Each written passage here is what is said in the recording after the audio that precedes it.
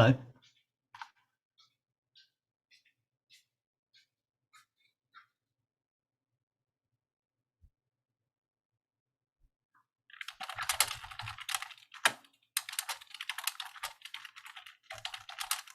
Hello. Oh, apologies. I'm just trying to get my earphones sorted. How are you? I'm good. How are you, sir? Very well, thank you. Although you're live on YouTube and I'm not.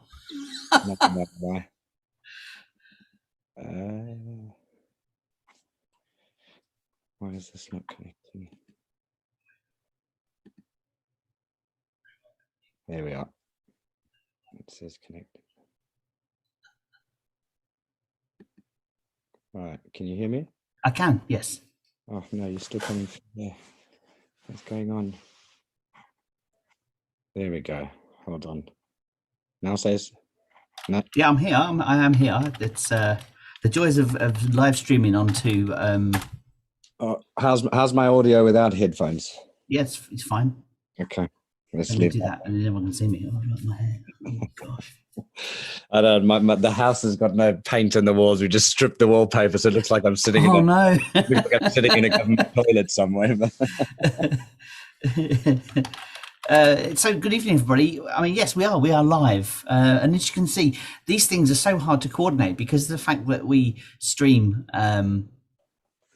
Zoom straight to YouTube. So the call starts, and you don't get to sort of say, okay, we're ready to go now. Let's stream it. It kind of all happens at the same time. So we start the stream to YouTube, and then I've put up the screen that says we're waiting and we're welcome, and my audio is muted, so that's fine. But then Stu joins the conversation, and Stu's like, "Hey, how are you?" And I'm like, Stu's on, because I can't see him because I'm too busy looking at the the screen and stuff. And yeah, but you know what? We're here. You're here. The chat's live. We've got people. Oh, who we got here? We've got Mr. Anderson. We've got James. We've got a Kevin. We've got a Frank. We've got a Nigel. And we've got Martin. So good evening, everybody. And I can see there's a Stuart as well at the top. At first in, Stu. First in you were. Indeed. Good job. I can't see our faces. Is that correct? I'm looking at the YouTube We were on there. bit. we were there. I saw us. I heard us. I had to close the window. So someone give us a nod if it's. I just see the GGP help page.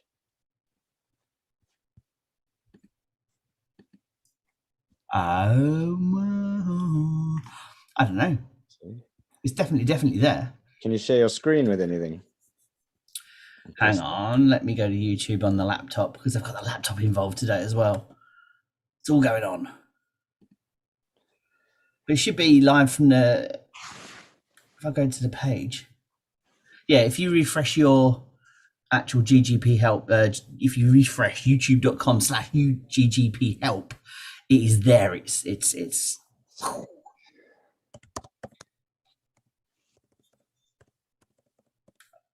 It is working. I have to take your word for it. So, everybody, welcome. Let me just grab the paperwork off the printer because I've printed some paperwork out to try and be efficient. So, a year ago tomorrow, we sat down and we streamed our first ever live broadcast. And the first 30 minutes was spent going through drill results that we'd already seen months before. So I've actually printed out the last drill results, and I have them here so that when they come up on the screen, I can go, we've seen that one. Someone's stolen my highlighter. I was just having a look at some of those, and yeah, the last results, we've got one hole from the southeast crescent still waiting, one hole from the growth drilling, and one hole from the infill, and then we're 3 assays away from northern breccia and northwest pod, 2 assays in eastern breccia. So those were awaited still on the 9th of December. So we have those plus the first parts at Havieron North and Zipa. What's your thoughts, Bottle? You think we're going to get I think I think those results would have gone away before Christmas. So that's better. Sorry, I'm just giving myself some light. Yeah, it's I'm on YouTube. I think it's highly possible they're a little early. Yes, no, very much so. I think if anything, you'll get half a hole. I don't even know if that's a thing. There's a chance you'll get half a hole. Newcrest don't do visual mineralization, do they? It's no, and that's such a shame because they could do so much better, couldn't they? In that regard, PR for us, I'd assume. Yeah, absolutely. Would it really hurt for them to show some cores as they're coming out? You know, it doesn't really give anything away, does it? When you look at those, and congratulations, by the way, to UFOs. Stunning. I don't want to talk about another company, but stunning results. I almost FOMO'd in today, but I used better judgment and decided I'd wait and read a bit more about him. Absolutely. Stunning results. I mean, if you look at the website, they've got a massive piece of silver.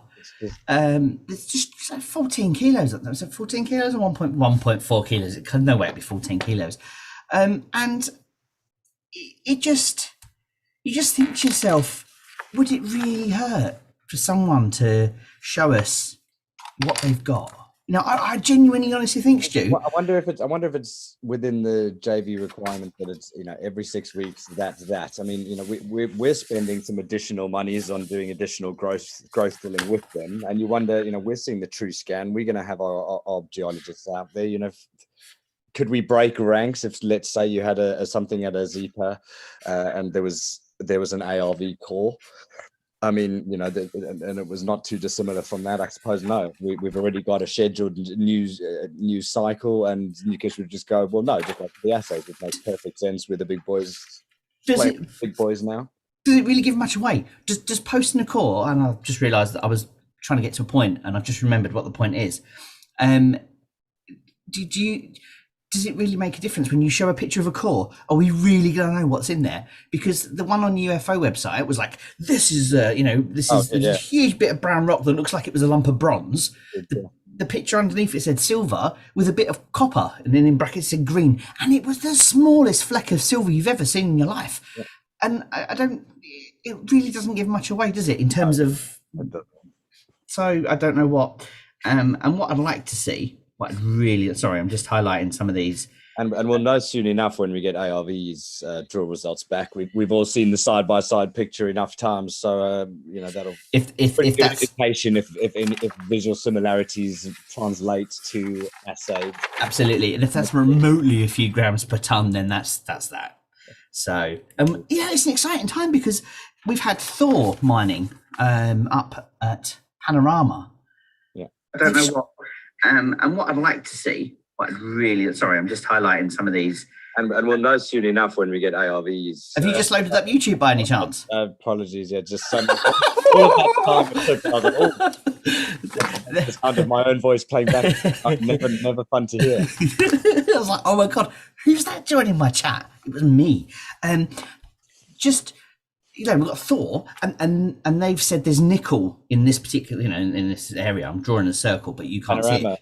In Panorama, and it goes straight across straight into our land. Mm. So there's nickel up at Panorama. I mean, hello, that's exciting. We've got ARV. They're going to come. They are going to break ranks. I think that will be the.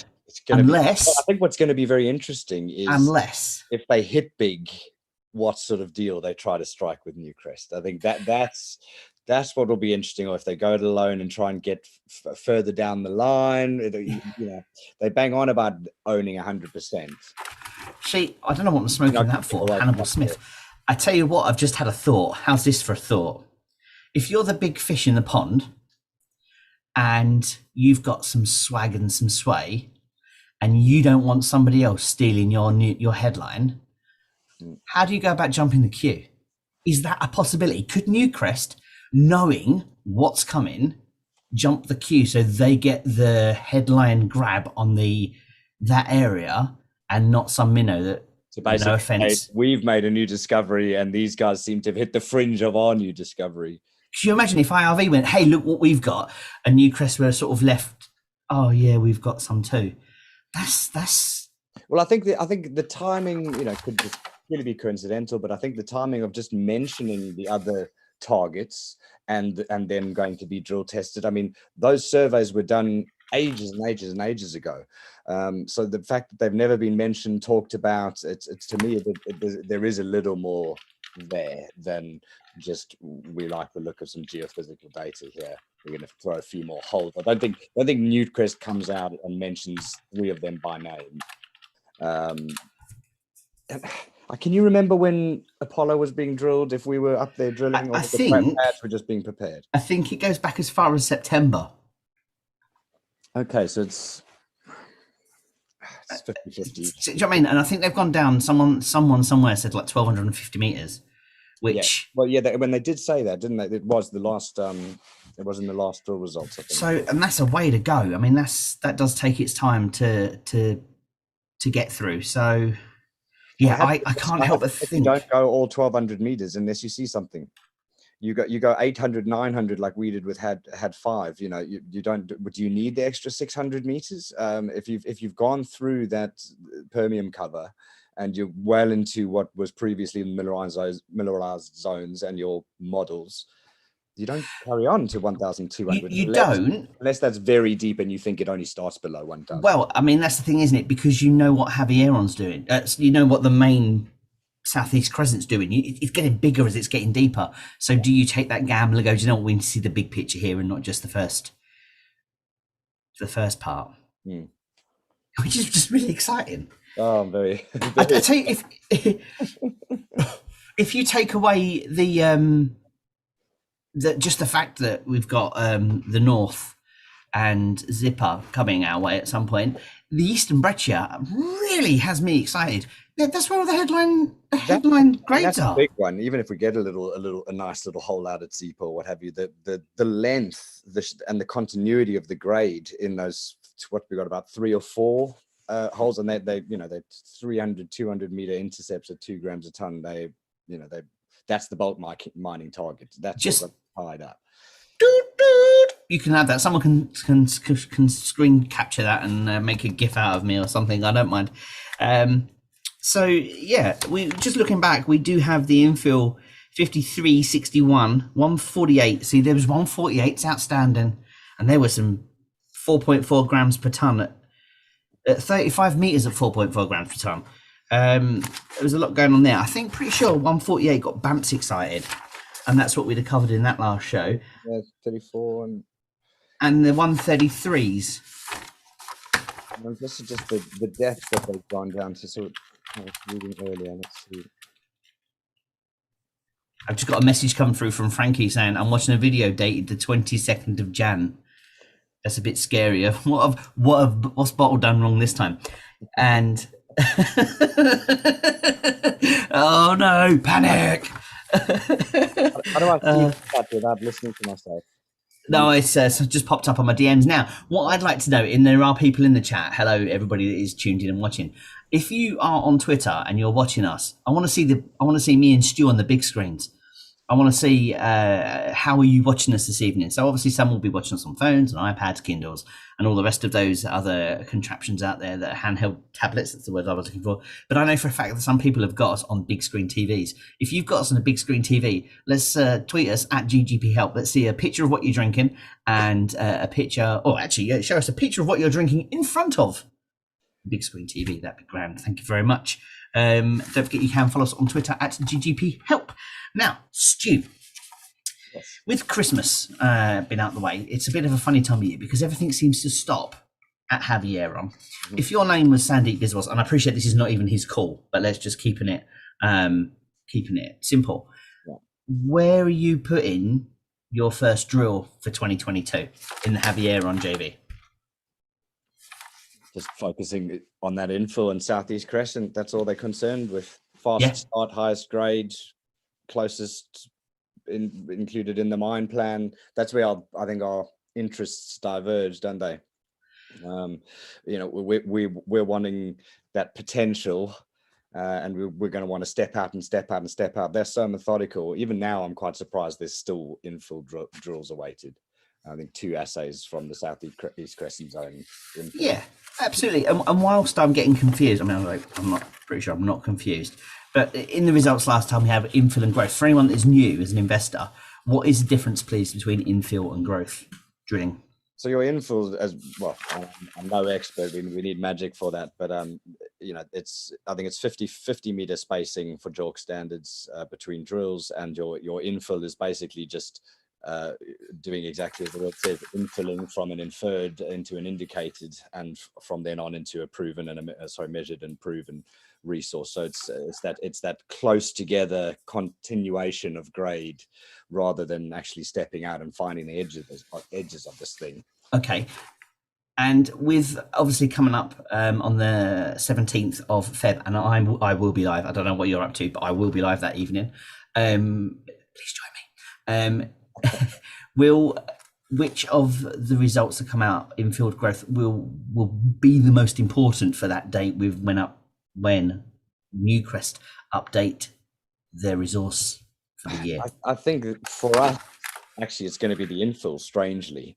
The growth, if you do hit a Zeepa or what have you, or if you hit a wonderful long intercept in the Eastern Breccia, of course, that's all going to help. But if we move that, I think it's 14 megatons in the PFS, and there's another 35 megatons, twice as much that's just sitting outside in the inferred, it's just not in any of those calculations. And that's where your biggest multipliers in the Wellman code, when it comes down to rule of thumb or any of those things, it starts with your proven and probable, and then moves down to your indicated, and then your inferred. So actually at this stage, the more infill we have, the more actual ounces on the MRE2. That, I think, is what's going to drive the 5%. And that can only help us at that point as well with our share price, because the more ounces we've got, the more value that has to be added to our instant share price, doesn't it? We want to turn that into a 5 to 6 at least million ounce MRE2. And then if you've got these Eastern Breccia high grade pods in the northwest, Zeepa, or how you've got the perfect mix of both, don't you?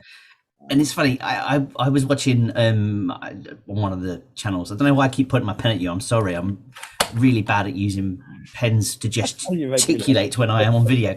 I'm going to use my hands now. I was watching Aussie Gold Hunters. It's just good TV to watch, isn't it? And my daughter was watching it with me.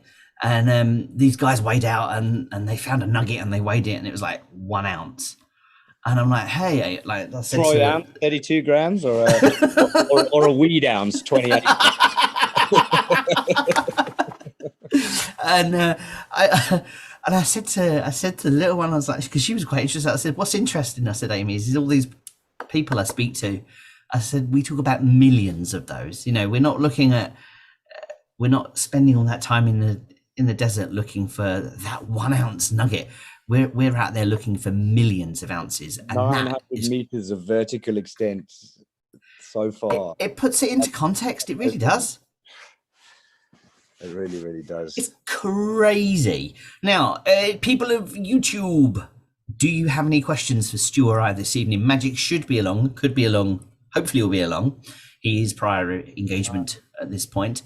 But if you have any questions, please pop them in chat. I can see the chat. It's on the third screen. I now have a third screen on the setup, and I will read those out as we go along. So yeah, it's 21:23. We should probably have ASX up, and oh gosh, here they come. Oh, I just popped up in my own ear again. We should probably get the ASX up, because my time of 24 minutes past is now. Refresh, but you can tell it's Greatland Gold night because the website's slow to load. Exactly. You log in last night, it was fine. There was nothing. Just a bit of a pause as we wait for the website to load. So, what do you see? And it's hard because I don't want to get into this too deep, because the last thing we want to do is start putting prices on things to subconsciously sort of give people levels that they said that. And do you know what I mean? Like, I don't want people to have anybody in the head. Knows that it's always going to be our opinions. So let's talk about this 5%, because the people have been talking about it for the last 6 weeks. What's your view on it? I think the only thing we can guarantee is that we could be disappointed. I think it's the best thing to do. Yeah, I think we've got precedent with Newcrest. We know we're a bunch of overexcitable PIs, and even though we're going at breakneck speed as far as the gold exploration and mine goes, we're not at 20 million ounces yet, and we're not on bulk mining yet. For me, and I keep going back in my mind to thinking, what was the intention? Working with contracts and whatever else in insurance every day, a lot goes back to the intention when you write a contract. And to me, the intention of Callum and Dickhead when they made that deal. Did you just call him Dickhead? Sorry, that just slipped right out of my. But to me, then their intention then was, look, if we find something here, we're not going to be able to, get the money to build for the capex and all the rest. And they wrote that in thinking, if this really is big enough, that 5% will carry us to production, a full free pay. And I think we worked out as what 123,000 US, 123,000. 123 million US, which would be the 50 million loan and the 73 million our share capex.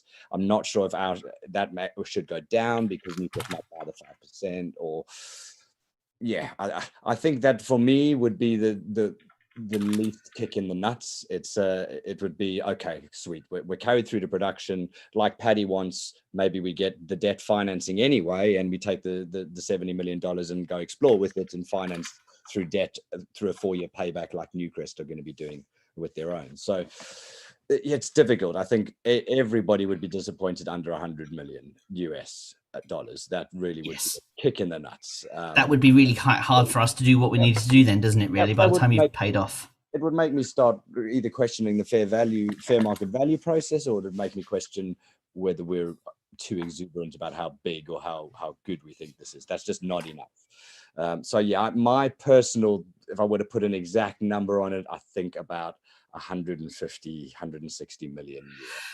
Yeah, and I think the thing that we forget is we're so clued up on getting this information as fast as we can that we are, and I probably say this every time, we're ahead of the curve. We're so far ahead of the curve that we forget that Newcrest are not, and they're way back when. So when they're dealing with their information, they're 6 months behind us. They are, but not for this. And so this is maybe the first time this swaps around into our favor. And I'm hoping, and of course it's much better to manage our own expectations and not expect 300 or 400 million. That's crazy. And yes, we'd re-rate to 40p the next day. Not going to happen. But what are they going to use? And is it possible we could get a 200 or 250 million? Yes. And that's what's super exciting about it. Am I scared of anything, 100 million and below? Yes, but I don't think it's possible. I really, that would probably drop us back to 9p, and I'd be absolutely fuming and have to add a couple of years onto the time horizon. I don't see that happening. Not to mention probably go on the warpath and jump on a plane down to Perth. I don't see it. I don't see it happening. I still see this as the most likely chance for Newcrest to go for the buyout. It's very easy to put yourself in Newcrest's shoes. It's very obvious they've jumped at the opportunity to take the 5%. Why have they done that? Well, for the exact reason we're sitting here tonight, worrying about whether we'll get enough for our future potential. They don't have to. They know that we're not ever going to get full price for that future potential. The earlier they go, the better. And I think the same goes with a buyout. If they are going to buy us up, this is the first opportunity. Yeah. One comes further down the line. But if we start getting debt finance in place, that buyout opportunity gets more expensive for them, I think. Yeah. So they don't want to let this for them. They want this to be as quick as possible, and I do think there's a 50-50 chance of an offer in the next month. And I can't remember who I was talking to, but I was talking to somebody about it, and there's that pen again. The other thing that really is against them is the price of gold. Because if they're having to use that, or even a remotely increased version of their 1500, because of the current price of gold is only going to go up over the next 6 months at least, because of the fact what's happening in the US and the bubble going and stuff. So the longer they take over that, the more that is possibly going to affect their their valuation. Absolutely, especially if gold rises when interest rates are rising. That is usually, you know, it's usually against gold to rise in interest rates, but it usually does rise with interest rates, especially if there's high inflation, which we do have now. And I think what we'll have most of the I watch all the gold bugs, and I think I'm in the disinflation camp. So I think inflation, you know, peaks at 8 or 9%. It may have already peaked, but I think it's probably still a few months away. And then I think it's disinflation from there, which is slightly lessening inflation, but still way above anything that the Fed can catch up with. Yeah. So, you know, I think that's why we'll have raising interest rates, which will put pressure on the economy, which in turn obviously will move people out of equities and into safety. So this perfect storm for gold, the gold macro, I must admit, and I think you'd be the same, and a lot of people on this chat and invested here would be the same. We all thought it was going to come a little earlier. And especially with COVID, I kind of thought we'd never be below 2,000 once we went past it in 2020. Sorry, there's a few people in the chat that can't seem to be seeing the screen, and I'm a bit confused by that because I've logged on twice onto YouTube and heard myself, and I've heard it come out of your screen, so I know we are streaming. But the fact that there's people in the chat that can't see there's anything there. No, I can see it's on my phone. Oh, good.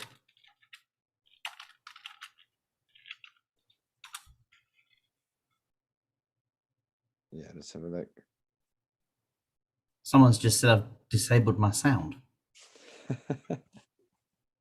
Now what have I done? I'm still clicking refresh, but is the Telegram chat still open? No, that should be closed now. Oh yeah, RA says you can see us both.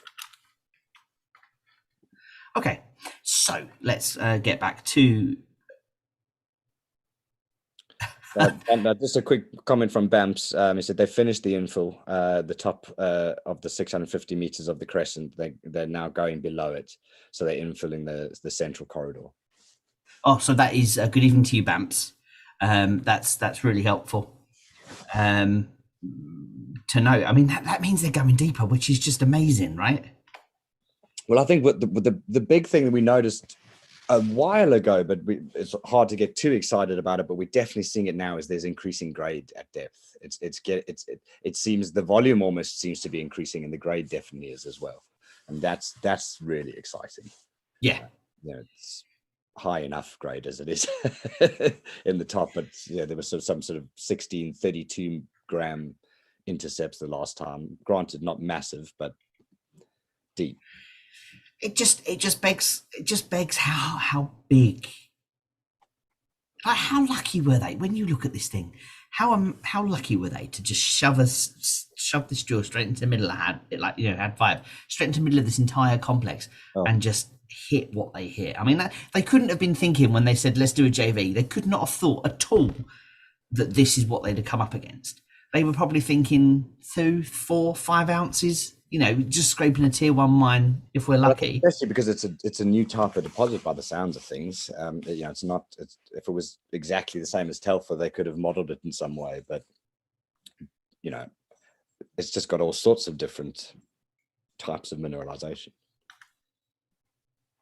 I'm sorry, I'm still refreshing like mad.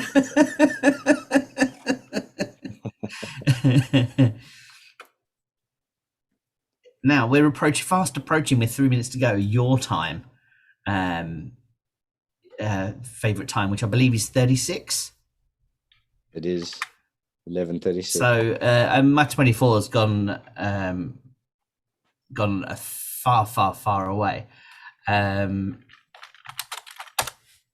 Sorry, I am multitasking like anything right now, which means chatting is something that doesn't happen very often. And so I'm just getting another message coming in from Bamps. I can see him typing. We do need to definitely say here, especially with Had 5, that Callum and his work that he's done there has, you know, is to thank for that. So thank you, Callum. Now, what gets me is, I don't know if you know this, Stu, but Callum's owned Ernest Giles since 2007. Yeah. When you look back at the titles of the tenements, he owned it before Greatland Gold owned it is his name. Yeah. He was the physical owner of that. So that is something he's had his eyes on So since it's going to be his 2007. baby. But Yeah. I wonder how much that's affected by him stepping back to the extent he has or not. I mean, it hasn't, and you can hear Sean's pretty excited about it, isn't he? I mean, that's why I invested. It's back that it was all about Ernest Giles when I invested. You know, there was, we didn't even have the Havieron license at that point. So yeah, obviously I lost 80% of my money there, but thank God I did, because that's when I piled in and got some cheap shares. But which is just crazy for your story, isn't it? I don't know if we keep talking about this every time we come on, but there's just such a part of the story is the fact that you got so close to having the deal. The deal fell apart, and then all of a sudden you walk into this one. You know what was this is why I get a bit cynical with especially the LSE chat, but you know, the ramping, the de-ramping, it's, you know, it's been here since 2017. It's not going anywhere. It's always the same stuff, different names. But gosh, that was a big lesson for me, because not only did they walk, but there was just so much hype around Ernest Giles, and it went up all the way up to about 2.5 pence. And of course I'd bought at 2.2 and then at 2.4, and it all seemed to be going so well. And then wow. Dude, buying at the top is the only way to invest. Oh, I know it is. It's the only way to learn your lesson and just everything you own at the top, boom, and feeling like a king, and then coming all the way 60% back down again, having not sold, is also a very good lesson to take profits on the way up. But I don't know, with a company like this, I don't think you should take profits on the way up. You know, buy the dips, and if you can wait a 3 to 5 year period, there's no need to take profits. Just wait to production. And I think money at production, and let institutions replace you. I think that's the thing, isn't it? Is how you see yourself as an investor. And I think with AIM, and especially something like this that is a penny share, it attracts a lot of new investors. So there's a lot of people that don't know how the investment work and how the investment communities work. So you're investing in something not knowing what kind of an investor you are, not knowing what's going to happen, just knowing that if you hang in with this, oh, Newcrest, you're killing me. You know, so there are people that, and I know for myself, I will honestly say I will never ever, unless I'm in at the point zeros, I will never go long on a share again. Not like this. I can't cope. I genuinely cannot cope with this 3 year gap. It's definitely not for me. I am so much happier running in shorter periods with other companies. Yeah. That's what I would personally, for me, I'm happier with that. But I wouldn't have known that if I hadn't have gone through the last 18 months. And I'm really quite glad that I have gone through this, because now I know what kind of a trader I am. Sometimes you can do both. You can have something that you know everything about, like GGP, and you can trade or do other short-term investments. And if you do well, you decant that money into GGP, because you'll know when it's a good price, you'll know when it's dipping, you know when the news is. So I think that's a great base to have your long-term share that you know. You almost need, if you're going to do the long-term share thing, and maybe this is something that I should do, is have another account with another broker, and you never log into it. It's like pretend it's a pension, yeah. That's it. That's really what I should do with GGP, which I wouldn't. But the next share that I do, if I do go long on a share, that's probably what I will do. I will go for another broker. I've got my HL account. I will just buy the shares, and then I will never log into it. I won't look at a website. I think you can almost categorically now, after 7 years on AIM, I can tell you that going long is the most profitable strategy, but no, it's not. You can make a lot of money going long.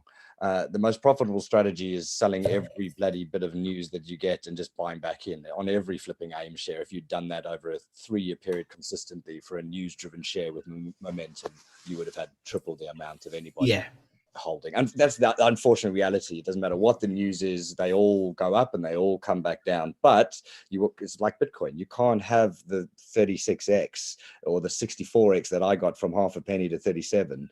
You can't have that without the volatility that it and you know it is going to go up and come back down. If you can hold all the way through, we'll get back to those numbers. But AIM isn't for long-term investments unless you've got in very early.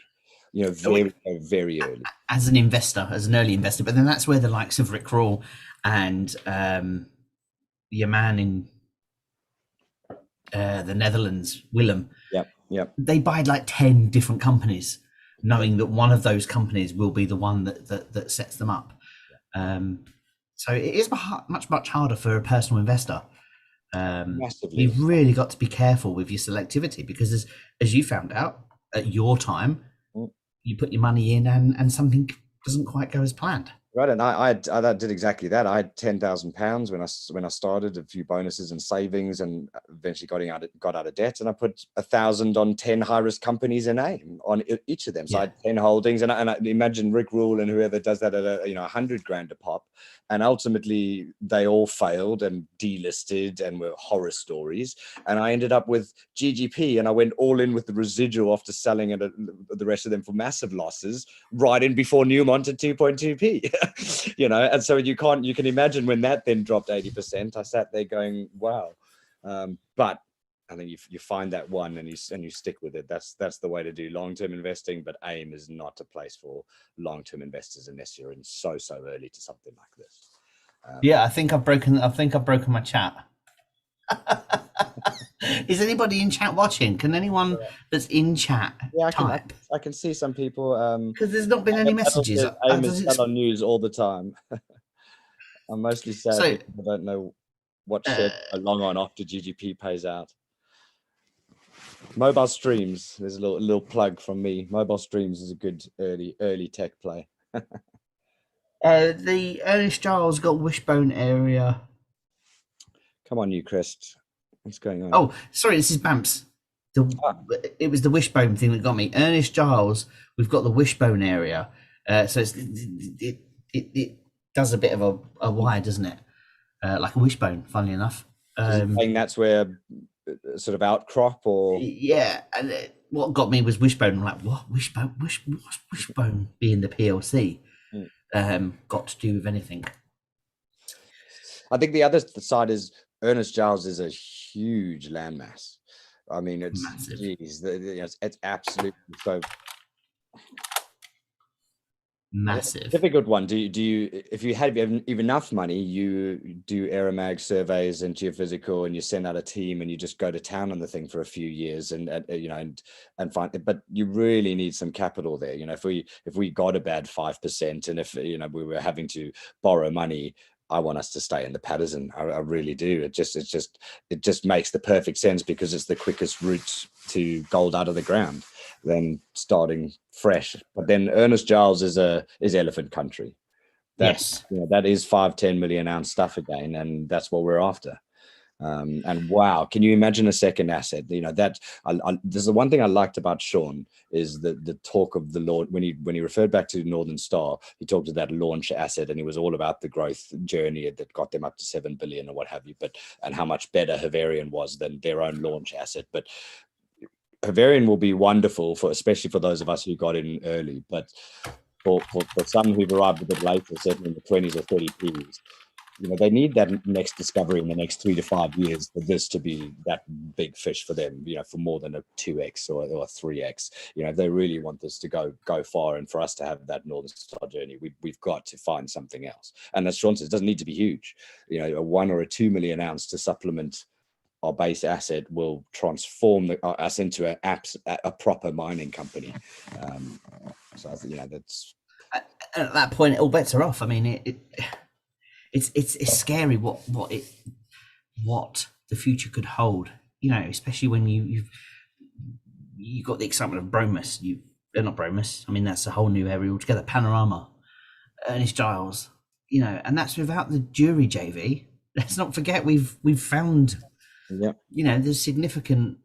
I shouldn't say significant because they never used, but they've found mineralization. It's shallower, isn't it? But there's another good example of the ARV GGP versus the GGP that we are now. I was here for the initial Black Hills. There was a matchstick and this tiny little flake of gold, and we found gold at surface, and I think when you realize it's not as important as it sounds.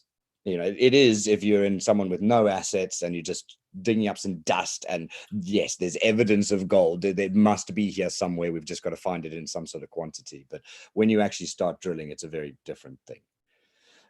Answer's just said it, and I think it must be referring to Ernest Giles. It's 2/3 of the length of the M25, which I believe is about 84 miles around. Damn. Yeah. Get your head around that. And we're sticking in a 6-inch drill. It's just ridiculous. And at 6 inches, by the way, just so we're all on the same, just so we're on the same page as what 6 inches. So, question here from what's happening with Fire Tower from Adult? It's a great question. Great question. And I think if I'm honest, I'm a bit disappointed that we haven't divested it or joint ventured it yet. Maybe there's been some interest, because otherwise why talk about something like a joint venture? But it's been talked about getting rid of for a long time. There's some good high grade results there, man. I mean, go back and read those RNSs. They're not Havieron, but if you were in some other junior explorer and those were your results, you'd be pretty happy with them. So why? There were a few years back, the Tanzanian government were giving a bunch of resource grants to anyone that joint ventured and worked, and they're trying to promote mining. So why hasn't it been snapped up? That's a perfect little cash cow for us to get, I don't know, 20, 30, 40 million. Who cares? 5 million. We don't need it. It's not a tier 1 elephant. It's not in our neighborhood. So yeah, it worries me, to be honest, that we haven't sold Fire Tower, because there are good results there. I don't think we're going to go back and drill it. No way. It's just a distraction for a company of our size now. Back then it wasn't. Back then it was another project and with good potential.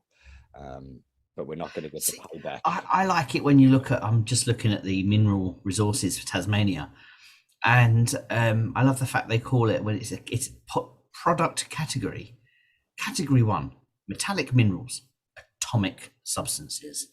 Oh yes, get me some uranium. Doesn't that just mean they found minuscule amounts of it? There was some in the area about 35 kilometers away. Found some glitter. So it has definitely been extended now until the 26th of November 2023. Which just shows it seems to be a non-event to extend these things. There's been no RNS, so it wasn't even material really to us, was it? It was, I suppose, a foregone conclusion.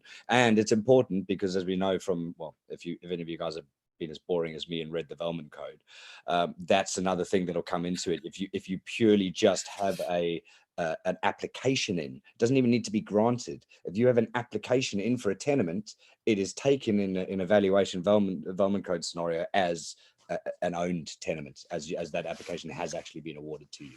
Yeah. So it is important to have all of these things extended and live, and the other applications you've sussed out for us on, what's it, DMVIS or whatever the Aussie. The Demirs. Yeah, there's a few extra ones in there now. There is. The other thing that Bamps just said is Saddle Reef. Saddle Reef is a Telfer style. They found 2 reefs, of which Telfer's got 5. So again, it just needs more drills. But now they've got a picture. Now they've got an idea. They can put a lot more into it. More questions coming up through. We got Costa on the YouTube chat. Evening, sir. Evening, Costa. Paul Dean wants to share for some NAF results, so the SP should go shooting up. Yeah, probably not a bad way to think about it. Adil, you're welcome. And TT and L on the Chikala spice root stew. Tonight's results are a precursor for the 5% offer. So what are you drinking, Stu? I am on just some off-license Casa Diablo. Hey, that is some proper straight stuff. That you can't go wrong with that. Chilean wine, definitely can't go wrong with it. Although I do have a funny story. I went to a AGM and a lunch with the board of a company I invest in on Tuesday, and I managed to have a wonderful time with red wine and fall asleep on the train and end up in Hove. No, that's amazing. From where I live. I've done it about 4 times in the 15 years I've lived in London.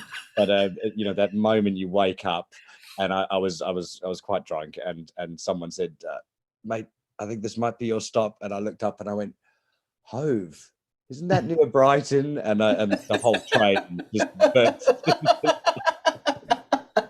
They could clearly see that I was still in my seat. It's a recipe for disaster, because the movement of a train is the best movement to rock you to sleep. The funny thing, I can't sleep on a plane. I can't sleep sitting. I can't sleep anywhere. But somehow, put me on a train, I could drool on someone's shoulder in no time. Yeah. No, definitely, 100%. I've just popped out my chat, and I'm actually wondering if I've got two different chats going on. Never mind. I'll close that one. It's Chianti and Costa Towers, he says. Oh, and gold under 1800. Manipulation continues. I wouldn't worry about that. It'll come storming back. It needs to go under 1800 so that it can come storming back. I am such an economist right now. I don't suppose an economist is the right word, but I can see exactly how this is going to play out. And can I recommend a fantastic movie to watch for any fellow investors? It's on Netflix at the moment. It's called The Forecaster. Do you know, I watched one last night. Write it down and have a watch, because as far as finance movies go and stories go, I mean, it's ridiculous, the American justice system. I'm sure many have watched the documentary Netflix about it, but this guy basically has an algorithmic model that has predicted. When you see what he predicted, it's quite unbelievable. He can basically predict the next war, and he does it all through pi cycles. You know, the number pi. And I won't give up the story, but they put him in jail just to try and steal his source code, and they kept him in jail for 8 years for contempt of court. 8 years for contempt of court, and then dropped all of the charges and eventually had to let him go. But you really must watch it. I think I'm gonna actually start following him, because he's just started up again now, and his research and the things he says are. Wait, is it a true story? It's chilling. It's true, and you must see the when he went to jail was 2000, I think, and he predicted everything. He predicted the .com, the 2007 credit crunch, and basically his last prediction was the sovereign debt bubble. But it makes the hairs on your arms stand up when you look at what they found. An old computer of his that the FBI seized before he went to jail, and there was a list of the events, the timeline, and quite surreal. See, did you happen to listen to that podcast that I posted? I did indeed. That it's on the Telegram in the pinned messages. If anyone's listening, not heard it yet, it really is worth half an hour of your time. The guy there talks about the fact that certain conditions need to happen for certain situations to occur, and we're at the point now where we've had a pandemic, inflation's bubbling, and please do change me, correct me if I'm wrong on this, and we're entering a situation that we have seen many times over the last 100+ years, and this is why I'm so convinced that gold needs to go down before it goes back up, because this is exactly how it happens in this situation. What's it called? We'll have to find that for you and let you know, but it's definitely in the pinned messages. Let me just do that, and you're looking Money Week. What about BlackRock? moneyweek.com/investments, and I watched a film, and why has its name just disappeared from my head? That's not funny at all. It was something to do with being short. There we go. 1870 is the magic number, according to Patrick Carrion. The Big Short. No, not The Big Short. It's what do you when you're leveraged? Margin call. No. Yes. That's the name of the film. Margin call. When you leverage, I was about to say, no, I don't play with that. No. No. Margin call is what it's called, and a bit of a weird ending, but quite good. And the one that Frankie keeps going about, he's told me about a dozen times, is, I think that's on Netflix, called The Big Short. Yeah, The Big Short's brilliant. Absolutely brilliant. I've not seen that one. Need to watch that. That should be good fun. A true story about the guys who predicted the 2008 financial crisis and basically bet billions on the short side and made. Mitchell Allen wants to know the guy that got locked up for 8 years. What Yes. is that called? It's called The Forecaster, and it's on Netflix, and it's seriously good. It's a bit like the one I watched last night on also I think on Netflix. I think it's called the Angola 3. I mean, it's the fact that these things actually exist and that the world's media can actually tell us about it is great. But these 3 black guys have been, get this, in solitary confinement in a US jail for 41 years. In solitary confinement, not in jail, in the hole for 41 years. And they've, yeah, you can watch it as well with Angola 3. Amazing story. Absolutely incredible story. But like Making of a Murderer, I was totally addicted to that. Anyway, come on, Newcrest, give us some results. There's some chatting going on between people on the chat, which is great to see. And it's interesting because the suggestion has been that the reason why this is taking so long is because they've had a bit more gold. And somebody else has said no, it's because it's that big, it's taken that long for the file to upload. But yeah, we're really pushing our luck now with this, aren't we? Have they seen the soft stew? Have they sent us a dummy? I just hope we don't still have we got the time wrong? Well, let's have a quick guess at how many holes we're getting assayed tonight. Come on in, guys. If you're in the chat, how many holes? And for those that weren't tuned in earlier, I am looking please for tweets. Send us your tweets. I want to see what you're drinking and what screen you are viewing us on, and the bigger the better. So that's at GGP Help. This is my subliminal messaging for the evening. Billabong. My Billabong shirt. I'm supporting the Aussies. This is my shirt that I think I shrunk in the tumble dryer. I put a shirt on for you guys. I genuinely put a shirt on for you all. Didn't quite get my hair cut in time, but I put a shirt on for you. It's been chaos here. My 1-year-old managed to dive out of a high chair and land on her head this morning, and had a little drop of blood on her nose. So my wife phoned me, panicked at work, and rushed to A&E, which is absolutely fine, thank goodness. Oh, good. But yeah, that was it's been a busy. And then we got home, and the 3-year-old was hissing at me for about an hour. Alan's gone for 12. Alan has gone for 12 holes. Pessimistic, but probably quite realistic. The Forecaster is also on Amazon Prime. You know what? Actually, correction, I may have actually watched it on Amazon Prime.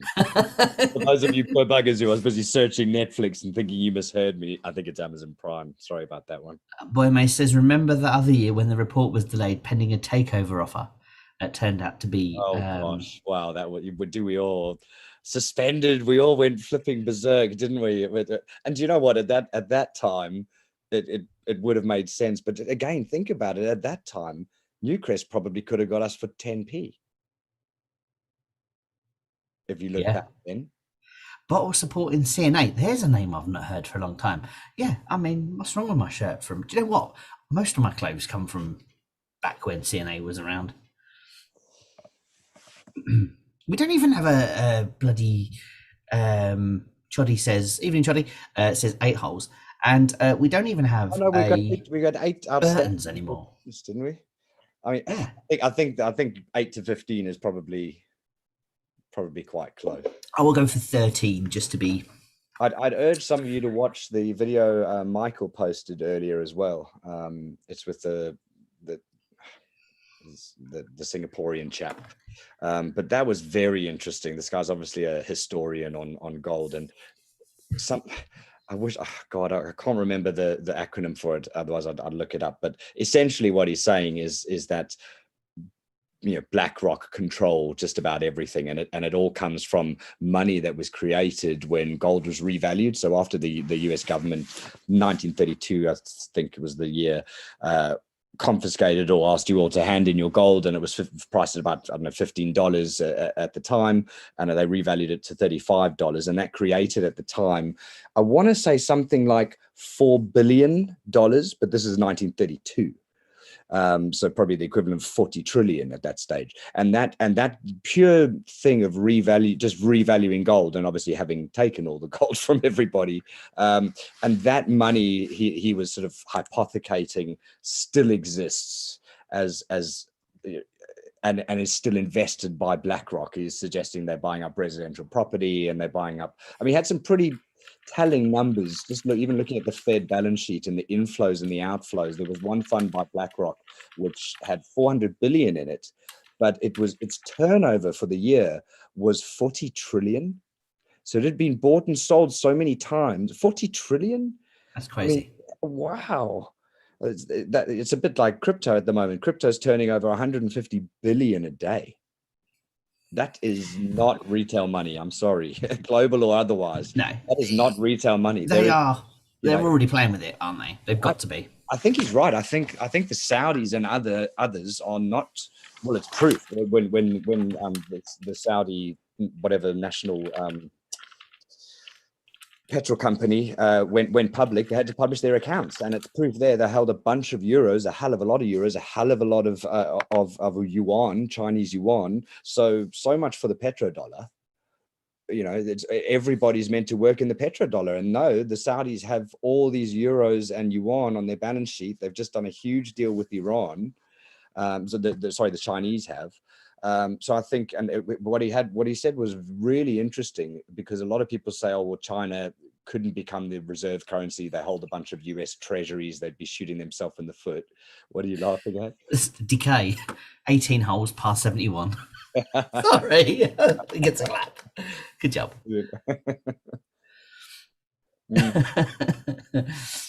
Sorry. That's funny. Not at all. Trader Stewart, how dare you, David Rickards? You should be proud for my brew. Or there's definitely a South African in there. This is how you know where in South Africa someone's from. If they're from where I am, the East Coast, Durban by the sea, then we use the word brew to basically punctuate every sentence we say. So if they're from Johannesburg, they use the word bro. Right. And if they're bra, bra. And if they're from Cape Town, they use the word bro. That's pretty much how you totally generalize the whole of South Africa. Yeah. With the English speaking population.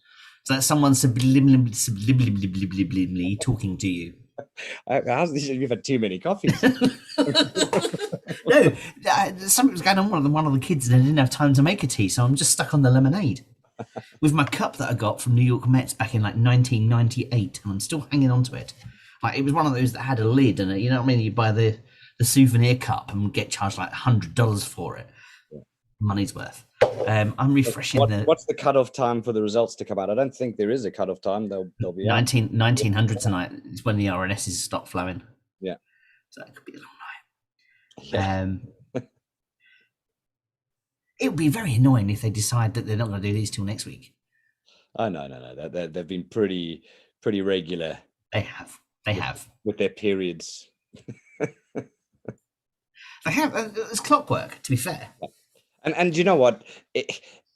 Please God, let me find another AIM share at an early stage that has lots of regular news, because I'm going to trade the living shit out of it. I mean, if I could go back to 2017 and sell after every news and buy back 2 weeks later, I mean, I'd be flying to space. It's not only would you be flying to space, you'd be flying to space in your own space shuttle. The thing is, genuinely, the compounding of doubling your holding, because you would have been, it's proven on, I think Costa posted a brilliant chart where it was news, and that was obviously back in the day when it was still massively in the speculation phase. But you could have doubled your shares just about on every one of those news cycles. So if you'd done it every time, I mean, how many news cycles have we had? 21. This is the 21st. It's quite something, and GGP has been a great education on AIM, because at least it's got something there. It's not a cloud tag trying to make a watch that just disappears, and we've actually got something there. So you can cut your teeth in it. You can sit and be 50% down without doubting what you've bought. Yes. Whereas believe me, if you go playing around in another AIM tiddler, with a normal retail brain, you won't be able to hold through the dark times. You won't, there was so many times GGP has been down 60% in the 7 years I've been in it, so many times, and other times where it's been up 64 times. So just, it's quite unique. Even if you're in a pharma company, biotech, and you're chasing the same returns as gold exploration, that's just, it's one letdown after another. There's no asset base. You've got to invest in a full pharma company that's already got a drug that's already making them shitloads of money. So I think, yeah, it's a good one to start out with on AIM GGP. Yeah, very much so. I'm just gonna do that. Oh, Dip's in the chat. Dip is in the chat. I've just made him a mod. Thankful to Dip. You've been brilliant the last few months, mate. And gosh, even I thought we had a 6 megaton PFS the other day. So the fact that you're able to go back to the notes, I think that's bravo. The amount of work that's gone into. I think he almost needs to be the Great and Gold librarian.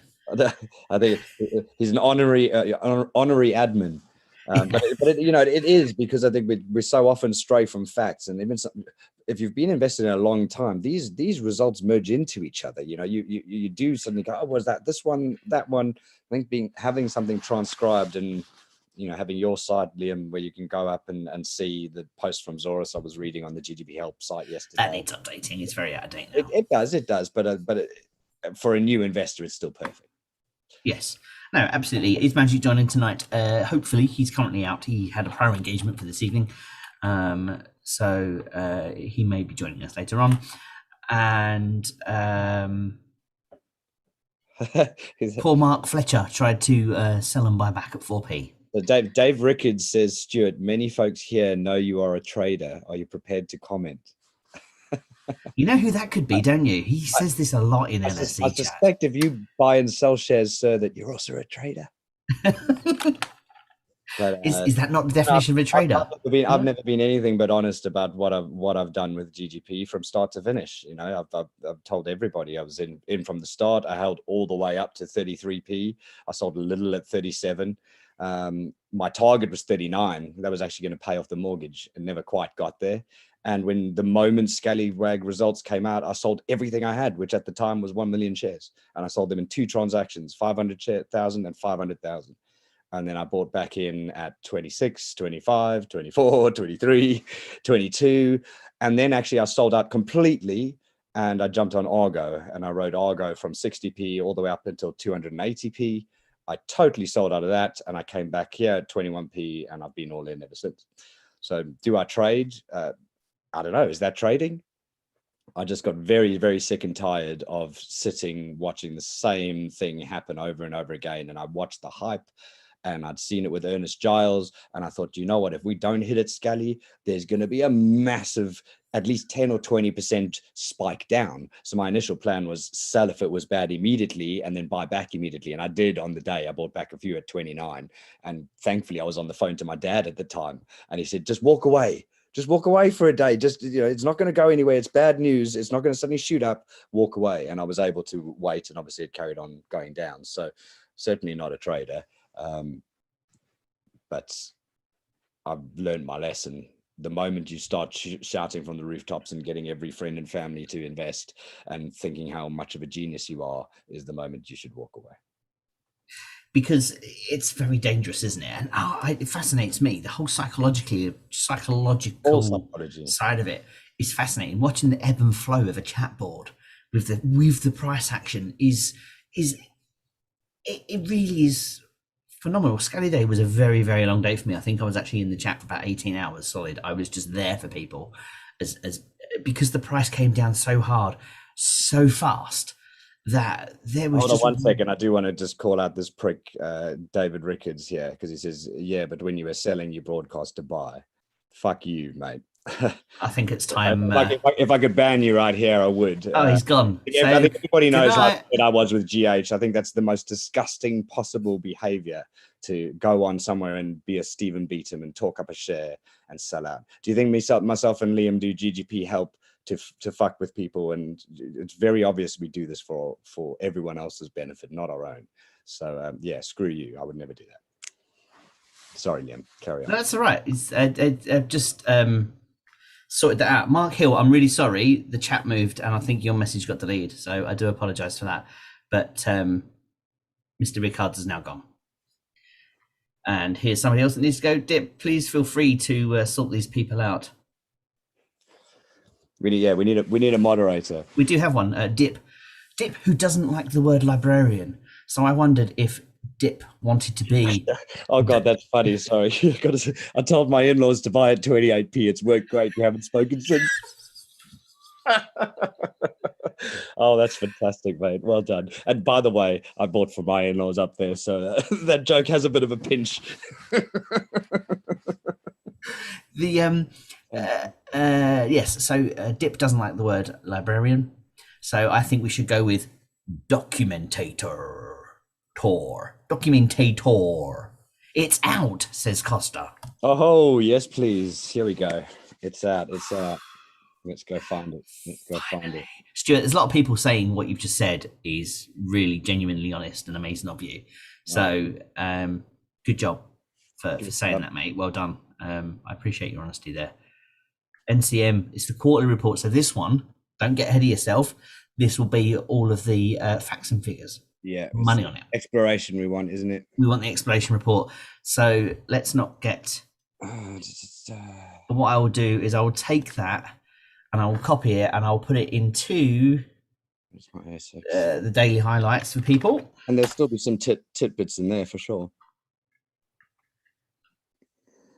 But I'm going to keep my eye on the... You keep your eye on the exploration results. Quarterly report and see if there's any... Oh. Call Dip the one. The one. I like it. Hey, we've got Glitterati in the chat. Good evening, sir. Ben Graham Stocks, how are you, my friend? We've got... it's funny because we don't know... What I quite like about YouTube is we don't know who you are unless you use your name in both. So, yeah. Right, so quarterly report, gold production. I'm skimming to see if there's any tidbits. Can you control F and type Havieron? That's how I normally find things. That's very nice with this one in the start. So following the announcement early in the quarter of significant progress made advancing our growth projects at Red Chris, Havieron and Lahire, we're excited to take another step forward in our profitable growth journey. Okay, that's about Pritium. Let's control F it. Sounds so rude. Johnny Webb is in the chat. Good job, Johnny Webb.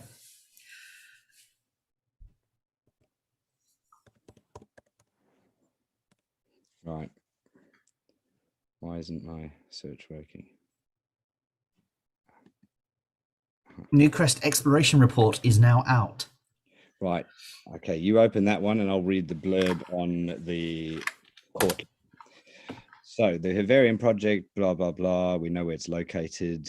As highlighted in September 2021 quarterly report, following the delivery of the pre-feasibility study, Newcrest is entitled to an additional 10%, which would bring Newcrest cumulative to 70, provides the option to acquire additional 5. We know all of this. Right, so the development of the exploration decline experienced poor ground conditions during the quarter, with 277 meters complete as of the 25th of January 2022. So that's pretty up to date, isn't it? It's very slow. So that is that the entire, so that's just for this? That's the decline, 277. Just for the quarter? Yeah. Yeah, remembering that's the entire quarter.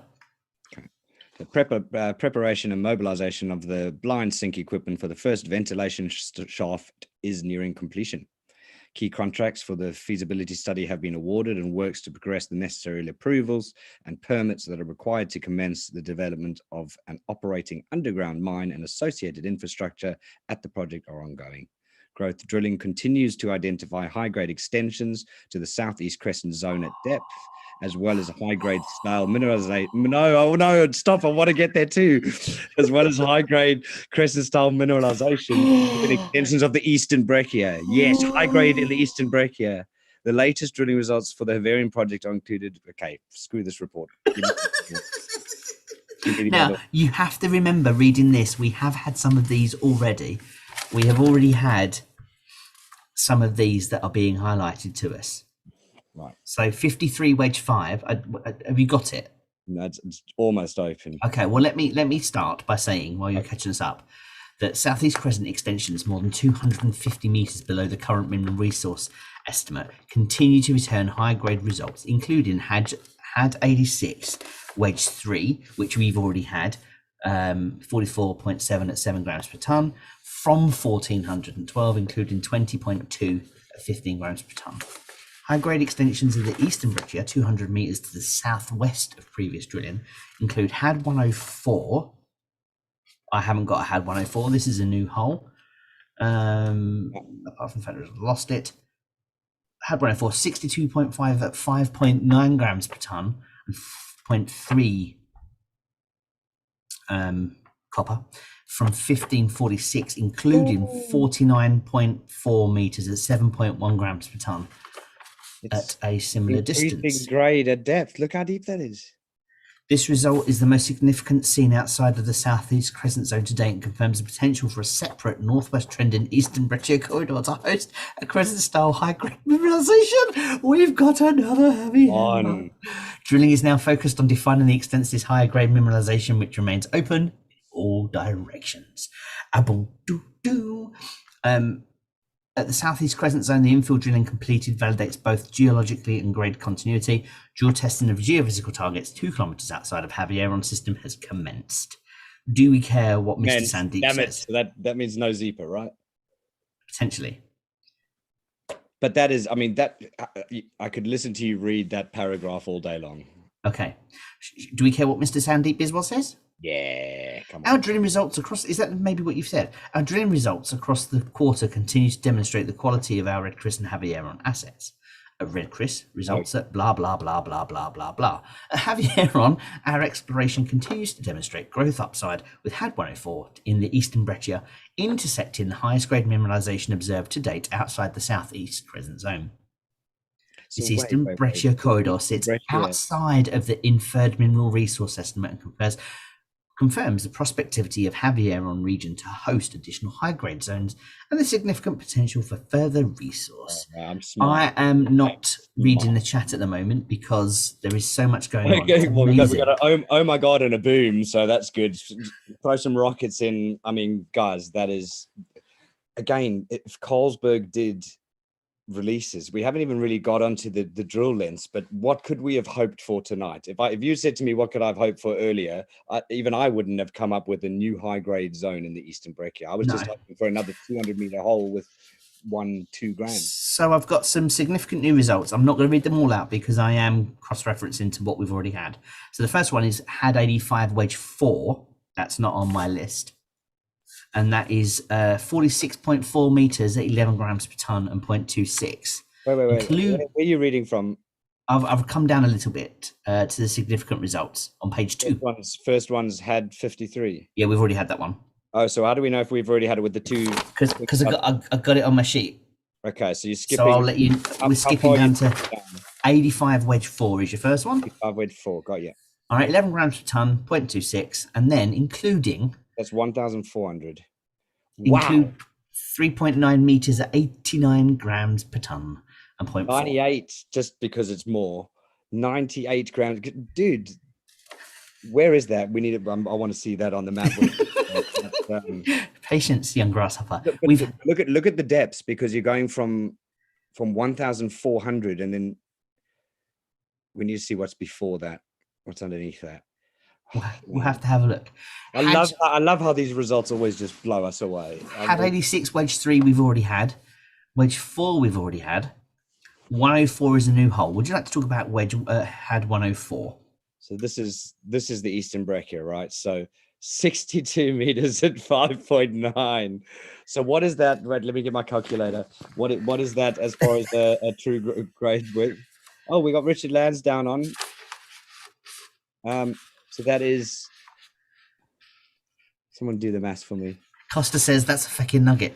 It's a fucking nugget. Can I cast it to the screen? Yes, Frank. Let me remove my face. Let me get my face off. What's quite interesting there is how. I forgot that I could do that. Sorry. How deep is that? That is.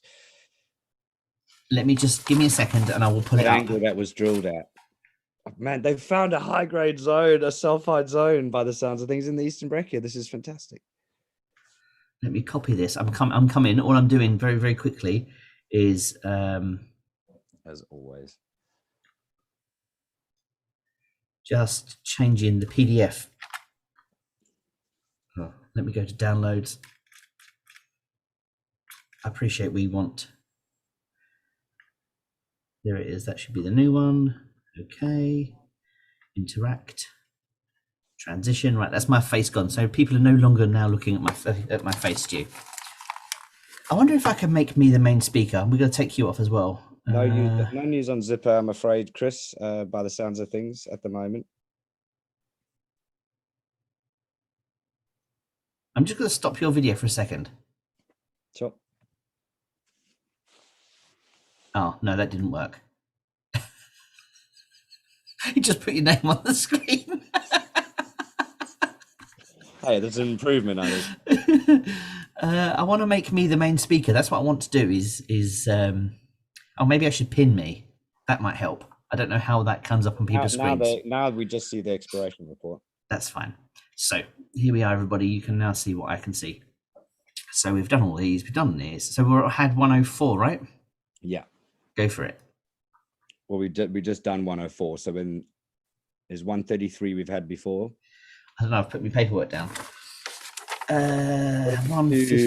Yeah. So previously reported are the two little. I don't know what those abbreviations. Had 104's new. Had 133 wedge 4 we've had. 33 wedge 5 we've had. Wedge 33 6 is new. So this is a partial intercept. These are all new now from now on. 161 meters at 1.9. So it's going to be interesting to see where that is. Not much copper in there. It's deep again. Then there's a high grade zone within it with decent copper again. So we're looking at 104 and 133 at the moment to cross reference on the diagram when we get okay there. One wedge 33 wedge 5 110 meters at 110 meters 2.2 grams per ton 0.21 including 62 at 3. But then why are these previously reported? Is this the interims are included. So the okay the interims are included in the ones that we've seen in December are now in the quarterly report. So at the moment we're only on 1, 2, 3, well 2.5 because that's a partial. We've got 2.5 results. No, because the next one's down. 148 through to 50 are all new.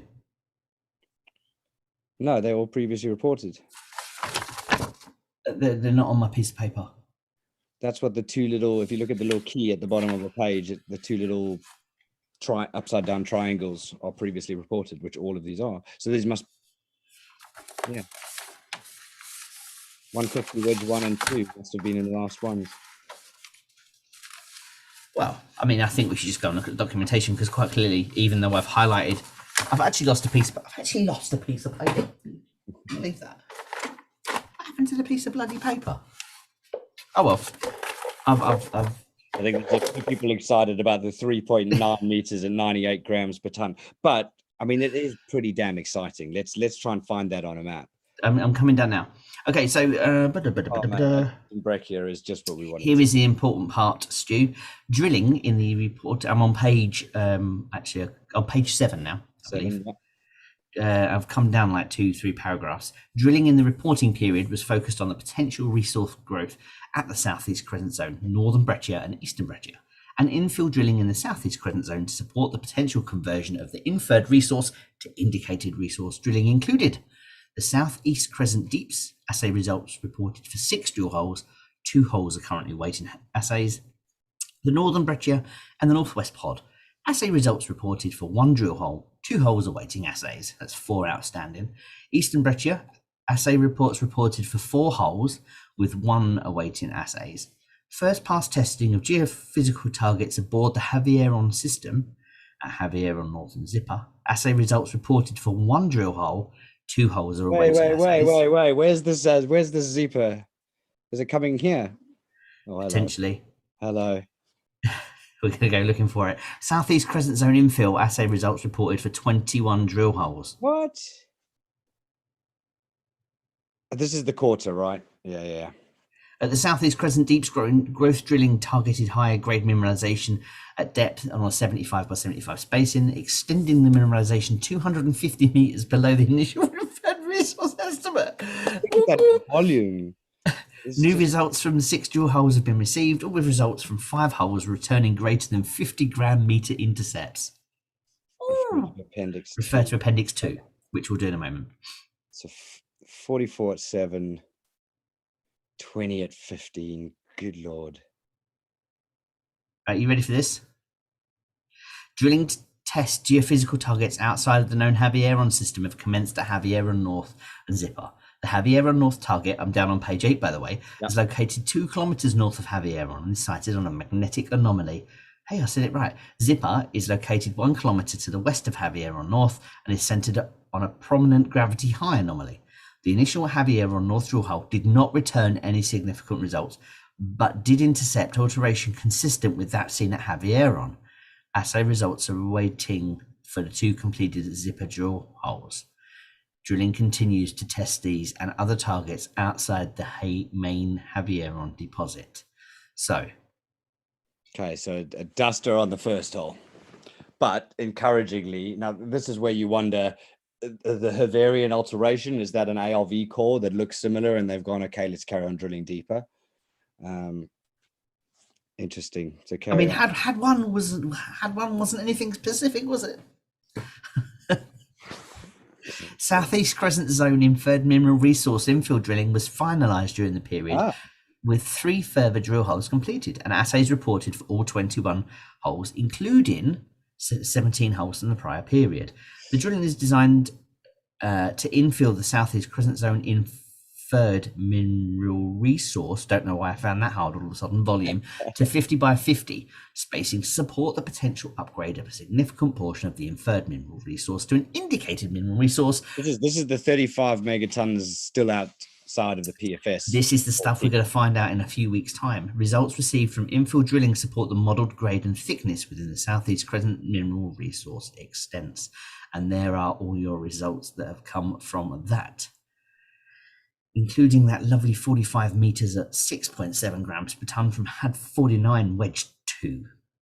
I am now looking at my first figure, which is figure number 4 on, oh, hang on, maybe we should, yes, we'll take this top paragraph first on page number 9. All drill programs have now returned to growth targets with up to 8 drill rigs operational.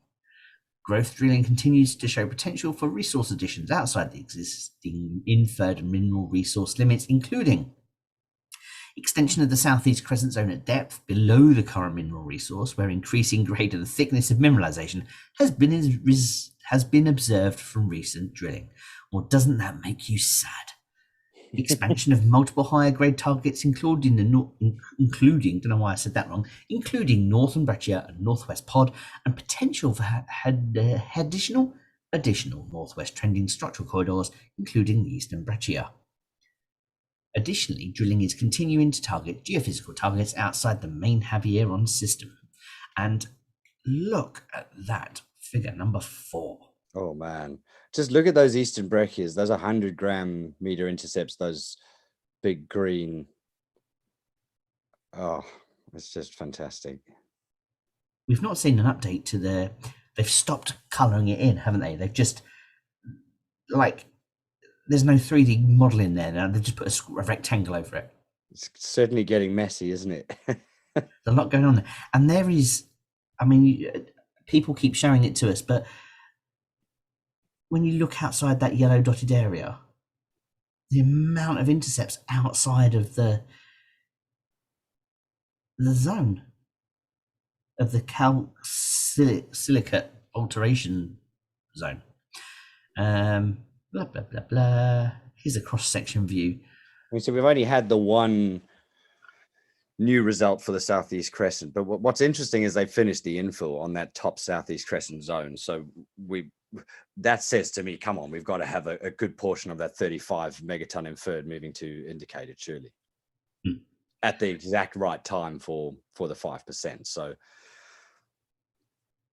Mark Hill's just said a great point, and I do agree with this, Mark, so I'm just highlighting it now. We shouldn't, what Stu said was right in as much as it's duster, but we shouldn't write it off completely if people are disappointed by it, because we're putting a 6-inch drill in a massive area, and it's just a question of putting the pin in the right place. So the fact that they like what they're seeing means they will put more drills into that area until they find what they're looking for.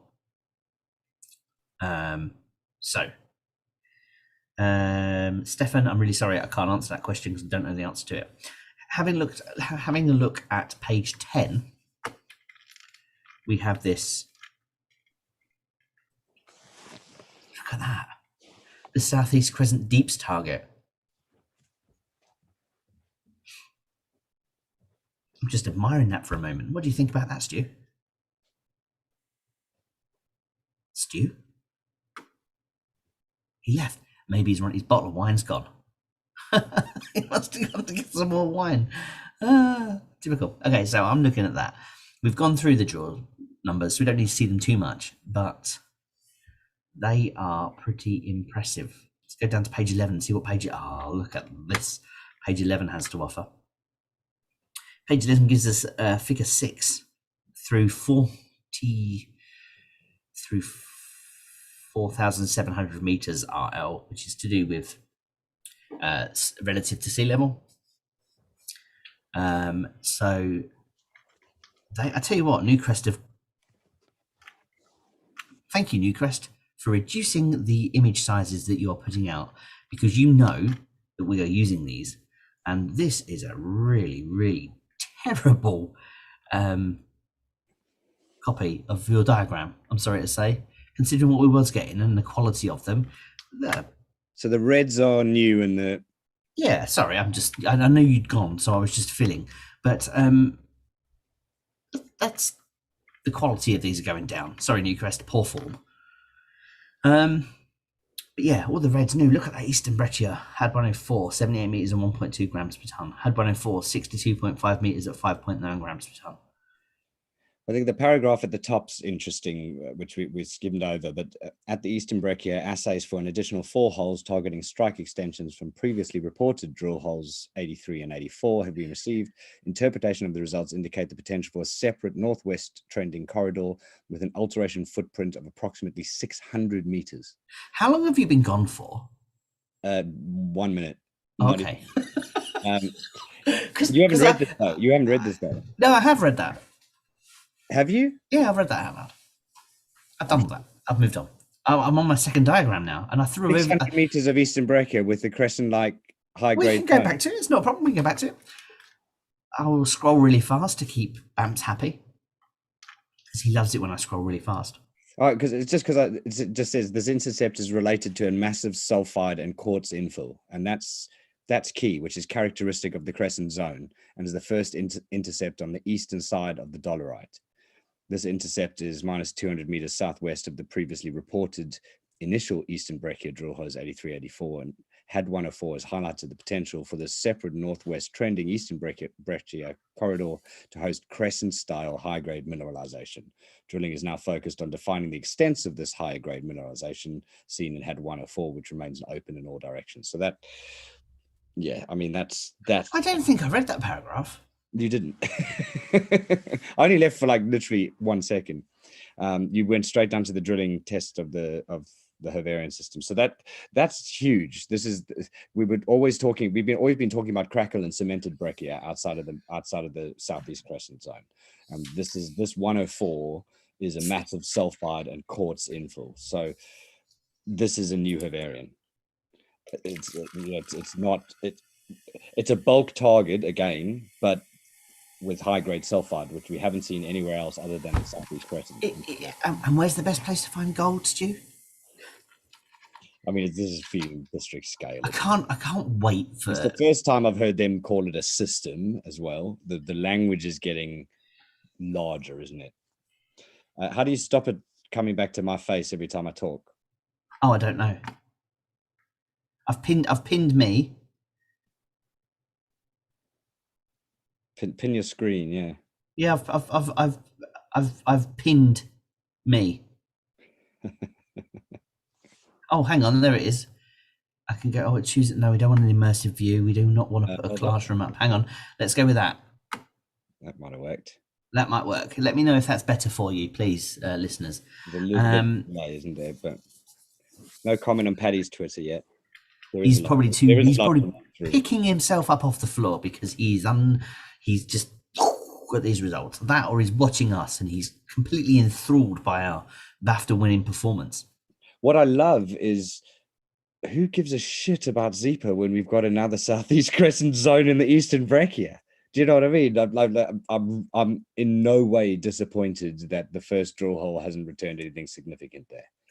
No, that's got years to play out. Without a doubt, I want the one that's already attached to our deposit that's bringing back 5.9 grams over 62 meters. Mingbat's telling me that I had it right before I started playing around with it, so I might be putting it back. So are you happy to go to the images? Because I went down to the second image and I threw to you and just said, I just wanted to know what you thought of those Southeast Crescent deep target drills on figure number 4 on page number 10. And they're just continuing to hit, aren't they? And what's interesting is that top bit looks done now, doesn't it? It says full extent. That's your 9-year 35 megaton mine, isn't it? Now we have an increasing grade mine below it, And one next door. And a few, and a possible one to the north. I mean, it's so when, and I don't mean to hit on them because it's not fair to, I'm with you with karma, but when Wishbone turn around and say we've got the next Havieron, actually I think you've got the 6th best next Havieron if you do have it at all, because we've got 2, 3, 4, and 5. I think that's what's lost on most people, and I'm no expert, but I have done a lot of research over 7 years, and this is a tier 1 deposit, and tier 1 deposits don't come along. They don't. You don't have something that just after 2 years of throwing everything at it, it's just finding more and more and more and more. I mean, it's the one thing I can thank Dickhead for was his comments that a tier 1 system just keeps giving. Yeah, because and it definitely does keep giving, and it's still giving. It is still giving. If you can stay the course, this is one of those lifetime investments. It's just going to get bigger, and at some point the macro is going to tie in with true value for you, and you're going to make a hell of a lot of money if you can just stay invested here and keep adding. The documentator. There's a play on words with the Terminator there. I'm trying to play with that. It says the further confirmation of Eastern Breccia surely confirms that we have a higher probability of further Havierons floating around the Havieron along the multi-Breccia pipe theories. Absolutely.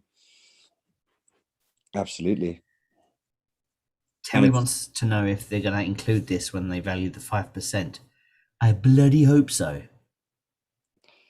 Look, they have to. They have to. I think this is, to me, that's a discovery hole. It's because it's moving from crackle and cemented breccia, and we all remember how long those intercepts were. I know they're deep in the Eastern Breccia, but they were huge, 200, 300, 400 meters. Now you've got a high grade zone at 7 grams per ton. I mean, had 5 wasn't even 7 grams per ton. Okay, it was longer intercept, but to me, that's a new discovery. You could have just given that one Eastern Breccia hole as a discovery hole, and that's massively investable. Oh, cheers to you, my friend. That tags on another 6 months to a year worth of growth drilling. Is that one hole? Whoops. Oh, okay. Wilkie. Jury. Definitely not Wilkie.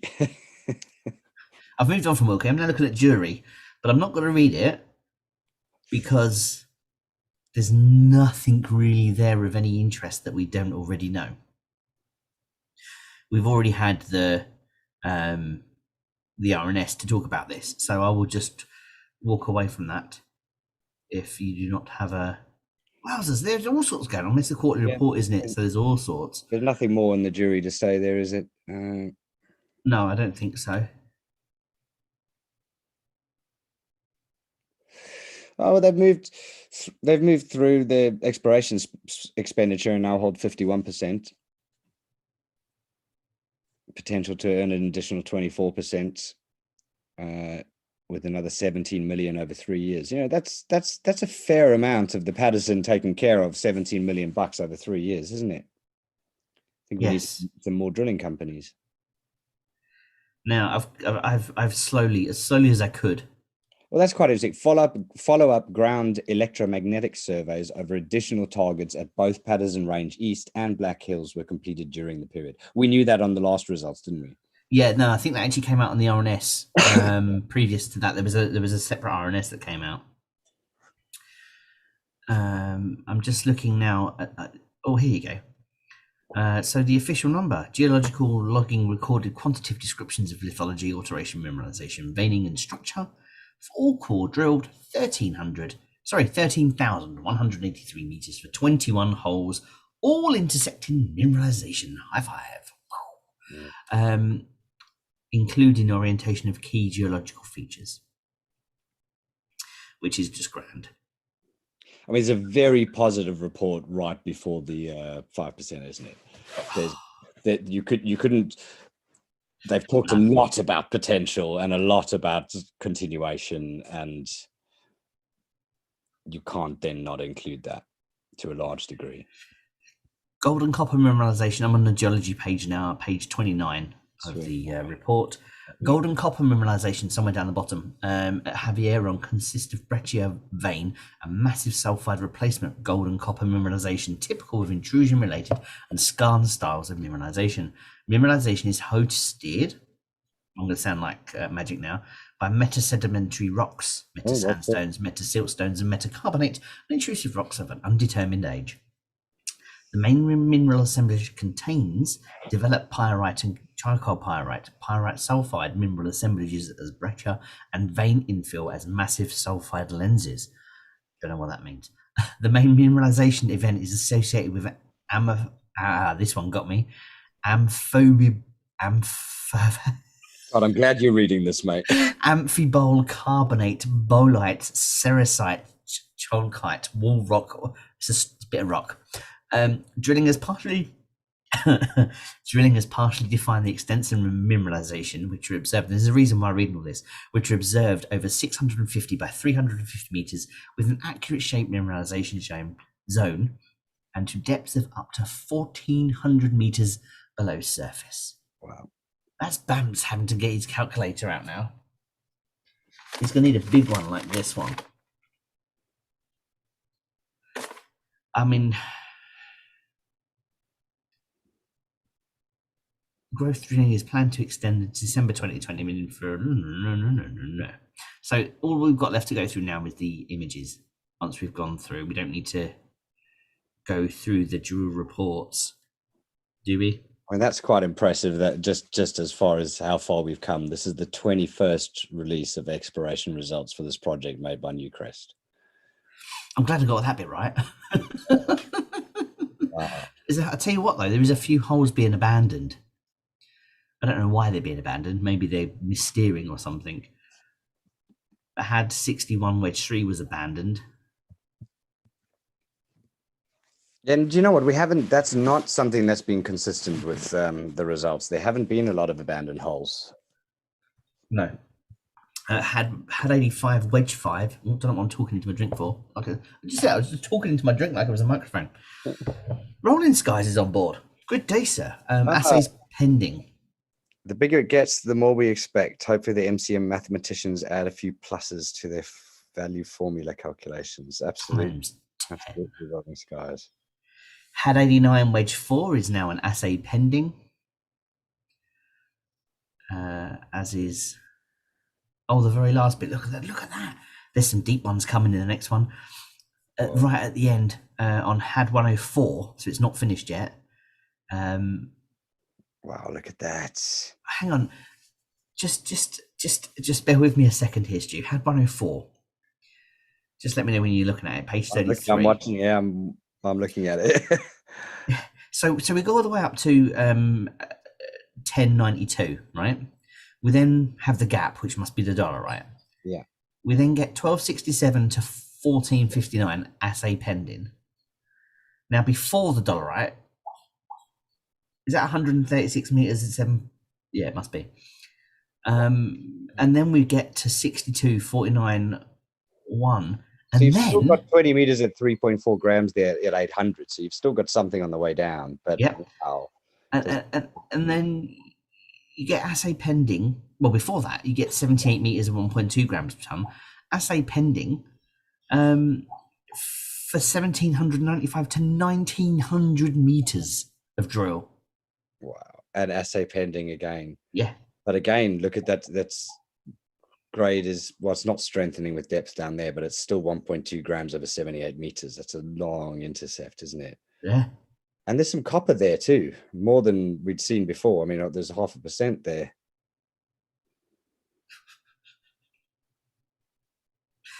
Oh, dearie me. I love it. And there's assay pendings down on the 133s.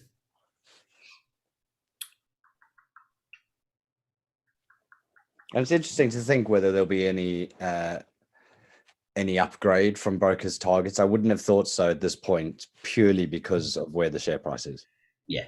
They just look like idiots if they go for 30p. So because they can't. They need the drill. They need the MRE or the infill drills to be able to anchor the price to it. that's exactly that. I think you've got to move through the categories. You've got to have MRA2 now, even though there's potential there. They wouldn't have put out any detailed report at had 5, and they're not going to do it on the Eastern Delta. So at the bottom of the drill report, NOR 1, it went to 1,248 meters. So that's one of the new ones, isn't it? So no significant assays. And then Zip 1 and 2, they've gone down to 900 meters. Okay, so I mean, the dip's interesting. Oh, the azimuth. It's worth commenting on that because there's been a lot of chatter on LSE and other places. Even I looked at a 1,200 meter hole and thought, well, they must have seen something on TrueScan. Why go that deep? And there's proof that they didn't. That was the plan. They went 1,200 meters and they found nothing. So I don't think we can necessarily hold up too much hope. No, but I tell you what, I bet they now know exactly where they're going to put their next drill. Well, that's the thing. What was interesting is they mentioned the alteration, so which was similar to HAD. So they now have a picture, don't they? They now know what it looks like all the way through, because the azimuth, is it the azimuth, is 90. Oh, that's the direction, isn't it? It's east. Yes. So they drilled that east, and is it the dip that's it's the dip that's minus 70. Okay, I get that now. Sorry, I was a bit confused there. It'd be interesting, someone far better brain power than myself, but it'd be interesting to know the true depths of those eastern breccias, because obviously 1,500 is deep, but yeah, it'd be interesting to know. We have, he's not with us, but Magic is in a production chat. Hey. He's like in the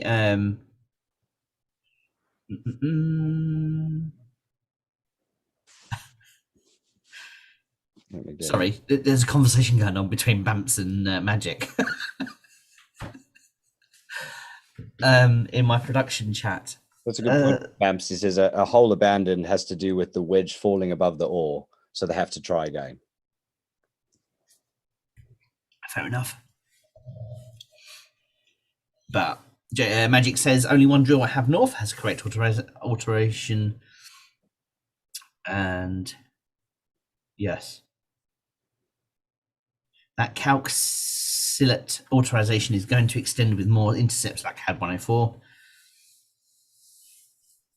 which gives him encouragement for Zipper. Look at this picture we have on page 36. That's interesting. What Bam says as well is 86 wedge 4. He says is 500 meters longer than the last intercept, testing future decline structure for design engineering.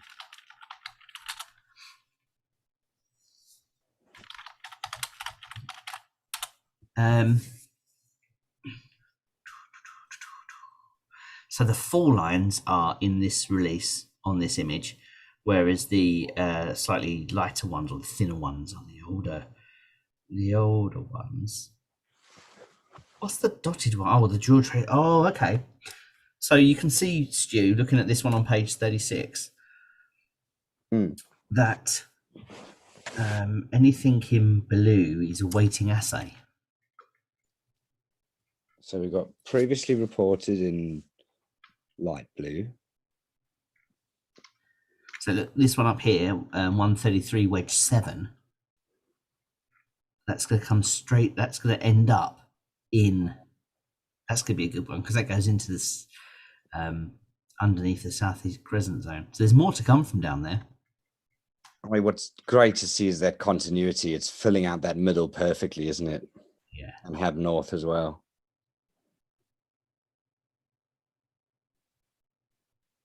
I mean, this whole thing's getting mined, isn't it? It'd be crazy not to. Oh, look at this. Oh, no, that's a nice diagram. I'm going to that on my screen, so I've got Page 37. Yeah. This is the first time, I'm sorry, but where they've put the dolerite in, they've actually put crackle breccia on the other side of the dolerite. And that might be the first time we've had that. Interesting cut, isn't it? 0.3, okay. Does it say where it's of?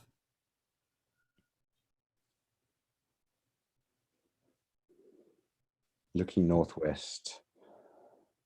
Oh, it's at 5,000. So it's quite deep actually.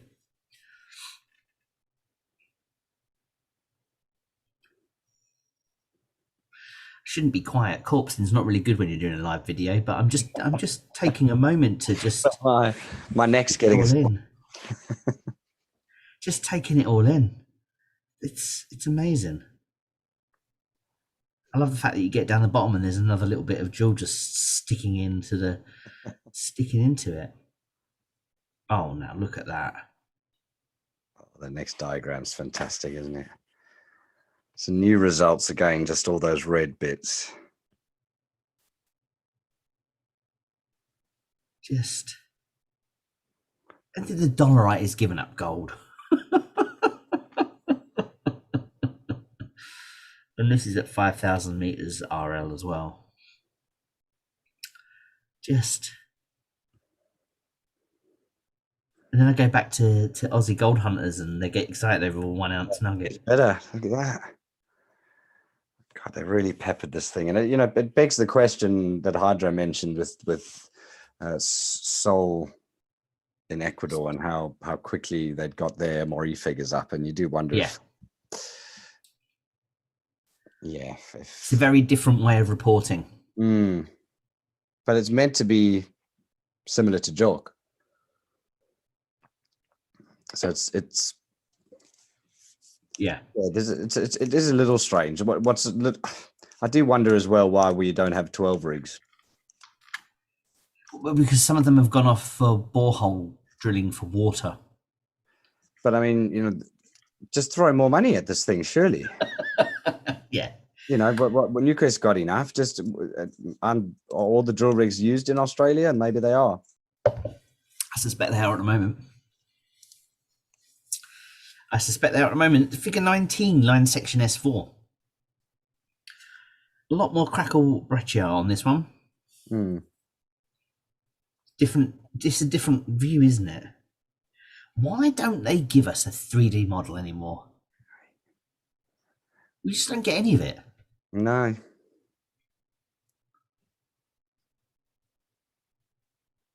Might have to have a word on Trigger and see if we can get him to do another one of his 3D models. That look amazing. There's had 104. I see it. With all those. And then, so this is the eastern part, isn't it? At the bottom there. Yes, it is. So they're saying that all that out there is cemented breccia. So we had 145 to come there. Had 133 wedge 7. Great. Fantastic. And then looking forward statements. Wow. Well, does anyone have any questions? Very, very, very impressed as always. Fantastic. Mark Hill says page 37 is 1.2 kilometers long from top to bottom. Page 37.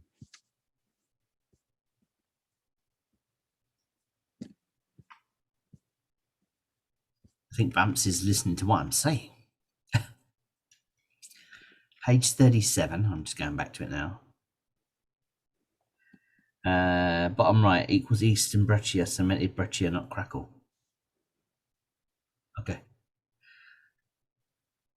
I'm on page 37, right? Yes, I am. 1.2 kilometers. That's just crazy. Quite something, isn't it? What does? I mean, just look at that. Even that on the page we're on. Just look how small the sulfide crescent zone. You know, that whole thing that we're building our entire starter mine on. Just look at how small that little sliver is. It's not even a fraction of a fraction, is it? I was just thinking that they're going to have to put another bloody cylinder in on their image. When do I expect the next MRE? I expect it on February the 17th. Yeah, approximately 21:24 in the evening. It's a bit too specific, isn't it? Oh, good point. What was the time of the result? Oh, it was 21:03 or something crazy like that. 22:03. Costa says when Lambo. Yeah, no. MRE2 is due February the 17th. With the half year results. That's when that'll come up. We will be live. We will be here for you. I think that we need to be live for that, even if it's only for 20 minutes once it's out. Absolutely. And Dip makes a good point. He said they will have had TrueScan data of the 2 zipper holes still to be reported. So if they were positive, which we won't know until the next interims now, they could still be factored into the 5% fair market value. And unless, I think, again, do you talk about similar alteration to Havieron, and Magic's just made the sort of connection between Eastern Breccia and that same alteration, calcite or whatever he said. So I agree, they can include the potential there, can't they? If they've seen something on the TrueScan, or they've seen absolutely nothing, they're now at the phase where they're just stepping out as far as they can. But I've got about the same hope I've always got until I see an assay with any gold in it. Yeah, I mean, the dust isn't until proven otherwise, aren't they, really? Yeah, I mean, it's that Eastern Breccia is what we wanted. That, you know, for the where the ARV hit and all of that, you know, with all due respect, that's quite far away. That's taking us 4 years back, you know, and start all over again and do 2 years worth of growth drilling and see if it's economical. And no, let's have the one that's attached to R1 already. Yeah. That's bigger. That's way better than hitting out at Zeepa. I'm sorry. The guys in the chat, please do refrain from telling people when they should and shouldn't be buying. We do ask people to respect that. It's not advice. We shouldn't be giving each other advice. We have to make our own decisions. So please do refrain from telling people. Buying on confirmation, not speculation. And I think it's. I don't know. It's an interesting username. It is. You've seen that username, Matt Hazelhair. Do you think Newcrest are trying to secure the 5% to factor in potential extension to the Eastern Breccia? Trying to secure the 5% to factor in the potential extension of the Eastern Breccia. I think it's just very obvious that it's getting bigger, and the faster they move, the less they'll get away with. But I don't think that they're going to come in with what they know, including TrueScan, and try and downplay it. This report's quite clear. The month they've talked about potential, and they've bigged it up. They've really bigged it up here. You don't do that right before. So I think it's going to be one of those where we'll pay you the right amount of money that you'll be happy with for everything that we know. But you're not going to get something for something we don't know. And that's why they're moving as quick as they are. And that's what you would do if you were Newcrest. And we just got to hope it's enough money to keep us in this game. But in the grand scheme of things, when you're a company as big as Newcrest, the difference between 100 million and 100 million, 200 million really isn't that much, is it? To them, to us, it's huge. It's a massive difference. But to them, it's hard to dent the bank balance, is it, to throw out a couple of 100 million? Which I think personally makes me wonder about the recent acquisition. I mean, what are your thoughts, Liam, on the recent acquisition of Pretium or whatever it's called? They're expanding their portfolio out there. Again, like we're picking up tenements to give ourselves value. You know, we've got that one just outside Telfer. I'm hoping we'll stick some drills in there next month because that's right up against the granite. And I know that the Magic talks about the granite. Yeah. You know, the granite is useful. So I'm excited to see what comes out of that one. If they want to buy us out, they can get a loan facility for 2 billion, can't they? Oh, yeah. Yeah. So I think they're doing what we're doing as much as they're taking as much as they can because they've got to protect themselves because the last thing they want is for their company to be taken out by one of the even bigger companies. Do you know what I mean? Like that would, I think for Newcrest, because of the culture and the company they've built, they don't want to be bought out. They don't want to be taken away. They want to carry on their own story. It'll be interesting to read the quarterly report after this as well and just see how they're talking in comparison to the other assets. And even the one from a year ago. What's 2 billion in share price? Terry, it's always going to be the same, mate. £13.63p, not a penny less. Some impressive modelling capabilities too should hopefully feed into the potential aspects of a 5% valuation. In a way, Newcrest's technical capabilities are working against them here. So I think they'll know more than someone with less technical capability, won't they, at this stage, and they'll be able to model more accurately than we would. Yeah. Costa says with the withdrawal from a JV reported recently, anything to read into that? No. They're streamlining it. It would be the same as us divesting Fire Tower. You know, just the Ecuadorian permits, as everyone who's ever invested in Sol would know, they're just going to be sitting there drowned in paperwork for the next 5 to 10 years. There's no point when you've got the Pretorium acquisition, you've got Havieron. They're just shedding stuff that isn't going to move as quickly for them. Yeah, and let's be honest, there's probably every chance that by the time they do get a mine and do start pulling it out, the Ecuadorian government will just charge them a 70% royalty anyway. Yeah. So I'm working out what a 2 billion market cap is. It looks like between 48 and 60p. No, it's not. It's £13.63. 0.476. 47.5p. And Mitchell wants to know how would you use the 5%? That is a good question.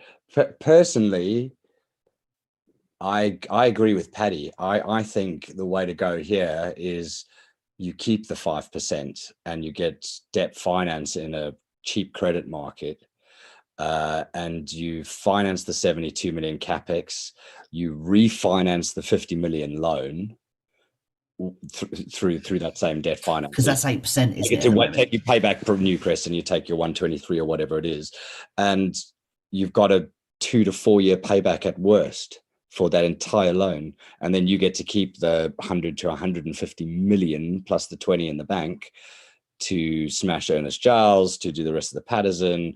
You know, what, as a shareholder, what am I? Of course I want to be here forever, and my daughters are going to be here for another 15 years, and that's all by the by.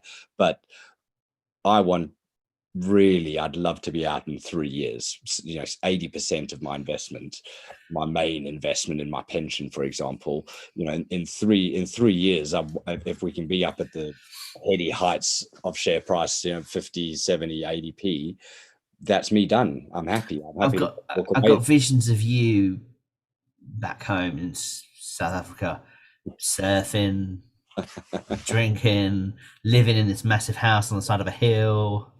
But the thing is, these things take so long, and even though we've fast tracked and we're going so quickly, and we've got the starter mine is just that, it's the starter mine. Where are we going to get a 50 or a 70p share price out of in the next 3 to 5 years? And in my rational mind is saying the starter mine can totally pay for itself, and you can use someone else's money to do that. Then let's get cash rich. Let's become a massive exploration company. I have 6 or 7 different drilling projects on the go at the same time. You know, imagine we've got that cash going, and we've got the excitement and the speculation back of having assays from Ernest Giles and the Patterson 100% owned places.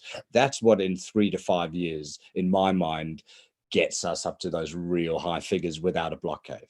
You Yeah. know, if we hit production and we then get a PFS for a block cave, fine, we can hit those numbers. But if that takes 5 to 7 years rather than 3 years, then to me the quickest way is finance the capex and take that 5% and use it as an exploration spend.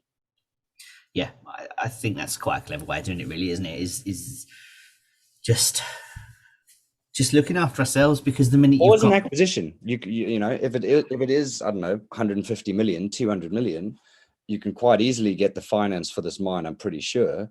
Well, 200 million might buy you something producing, you know, or might buy you something with a lot of potential that's already been drilled that needs us to be a 70% JV partner. yeah, um, yeah. Yeah, no, I think that would be good. And when you look at how much they've spent on the jury JV, you could use that budget more, like, you know what I mean? Like, you could spend 100 million and drill 5 tenements at the same time, 20 and, million on each. That's going to get you a lot of information. and it costs a lot. I mean, you think of how much we've actually spent on drilling. Once you find something, I mean, gosh, how much has Newcrest spent now on drilling? It's well over 100 million, isn't it? In 2 years.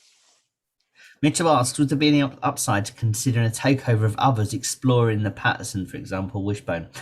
I don't think there is. I think taking an explorer isn't what we want right now. I think what we really want, if we're going to take somebody over, is take over an almost producing or a producing gold mine, because that's the direction we're heading in. So rather than picking up something that's going to take us 10 years to prove, we want something that's much closer, that just helps with the cash flow. Because right now, as a business, that's the next step for us, I think, Stu. Definitely. I mean, before we had Newcrest on board, if we bought ARV at that stage to consolidate the land package and have that continuity, fine. But why would you buy another explorer now? Just go. We've got all these tenements that are unexplored. It makes absolutely no sense. You just buy a bunch of dust, and you certainly wouldn't want to touch anyone else in the Patterson, because they're going to have a premium, which probably isn't warranted, just because of that neurology element. Like Wishbone, you know, they're claiming they're near Havieron, but the rocks are completely different over that side. It's not even on the northwest trend line. You can't even, like, if it was on that northwest trend, you could be like, yeah, you know what, fair play to you, extra 10% because of it. That's exploration. You know, in the early days before you found something, it's all hype. These CEOs are spin doctors that are basically there to do placings and finance digging for nothing, and it's almost always unsuccessful. So they really have to be good salespeople, because for the most part, people lose their money in exploration. You don't find stuff. So I think, yeah, that was what GH was. He was a good spin doctor. He was a money man. He was able to talk the talk. But gosh, if you can go back and read some of the RNSs from 2016, 2017, and read how rampy the language is, I mean, we weren't far off Wishbone. The amount of neurology to Telfer, and we're like, hey, we're 50 kilometers away, guys. In my book, that's quite a far away. Yeah. So a few more good points. I agree with Mitchell on this one, or maybe start our own drilling company. I think buying an existing drilling company, although DDH seem to just buy everything at the moment, but that can be very lucrative. That's a brilliant idea. Is it ECR Minerals did that, didn't they? I think you'd struggle with certain things in terms of you'd have to look after your drillers so they're not being turning over. You're going to have the infrastructure yourself and have the FIFO contracts and fly them in and out, and you know, all that sort of legacy infrastructure that Telfer offers is kind of that's where the synergy is here, isn't it? You know, we'll pay for it in the tolling costs, but we're not paying for those. I wouldn't have thought too much of those camps and all the existing stuff that's already there that makes things life convenient. Sorry, I'm just replying to. There's Julian. When do you think the Skelly results drop? In my opinion, tomorrow would be a good move, along with these, as it gives a good booster if they're good to great. I think if we had a choice when to drop them, you would be right. That would be a great place to drop them. But you know, they have to release them when if it's coincidence and they've gone alongside the assays from this last quarter, and we've got them, then I think it's highly possible we'll get something tomorrow. You know, it would make sense, but No, how long's a piece of string? We'll get them when we get them, when they're announced. Yeah, you're not allowed to sit on that information. So as soon as you've got it. Yeah, but you know what? I think they should go Monday. I think a nice Monday morning RNS, especially if it's positive news, would just. Do you know what I mean? Like, because there is going to be a sell-off tomorrow morning at 8 o'clock. It's not going to be massive because there's not been much of a raise into this today. There will be a sell-off. There will be those that were hoping for a little bit of news on hype, blah, blah, blah. Fair play to them. Bye-bye. See you later. And then Monday morning. This will take us into the 14s. It really should at least. I mean, it should take us into the 15s, but yeah, I can't see the sell-off. There hasn't been the run up into it. And if it goes up 5%, have you really waited all this time to sell at 14.1?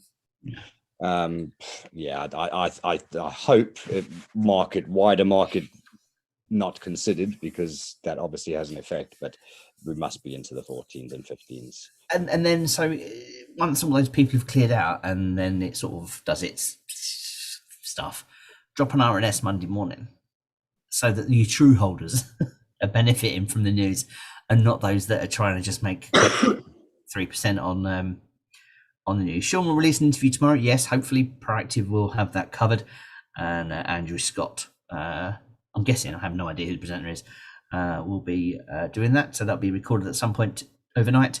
Derek Smith is just my I can say Havieron, but it's yeah.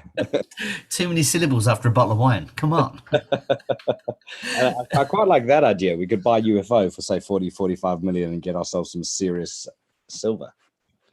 Yeah, and if we debt financed the capex here and did have 150 million, shit, that might not be a bad play, because we could go straight off to discovery hole and use the experience we've had here and just go after it. But have they got a mine? I mean, I know there's a mine up that way.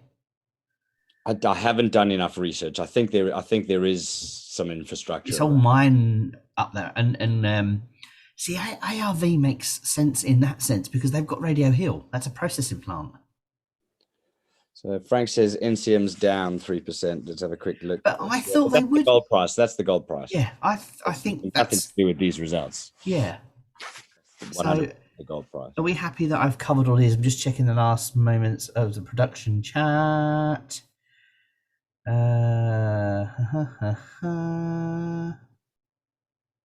Page 37 shows yellow crackle to the bottom left that hasn't been drilled. That brilliant. No, I think, Stu, that's that for the exploration report for the 31st December 2021. That is crazy. So I am now going to pull up my OBS. Oh, no, I'm not. Yes, I am. I'm going to close that, and I'm going to bring back my happy face. I'm going to remove the pin so that Stu and I are now equals. Yeah, I do. I think that's a really...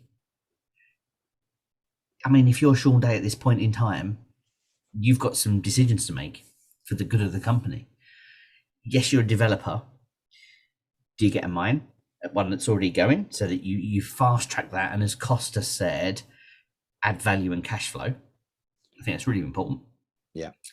Do you take all your money and take a gamble on the 20 tenements that you've already got, including the ones down in Tasmania, because you could blow all of your money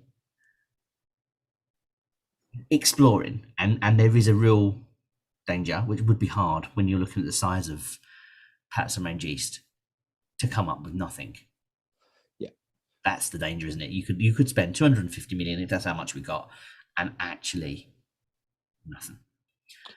And what would you prefer? Go and spend 30 million somewhere else in the Patterson, or if Newcrest won't do it, jump on that Eastern Breccia ourselves. It'll still be with the JV, but that's the part we want to speed up. We want, the block cave here, utilizing this existing infrastructure.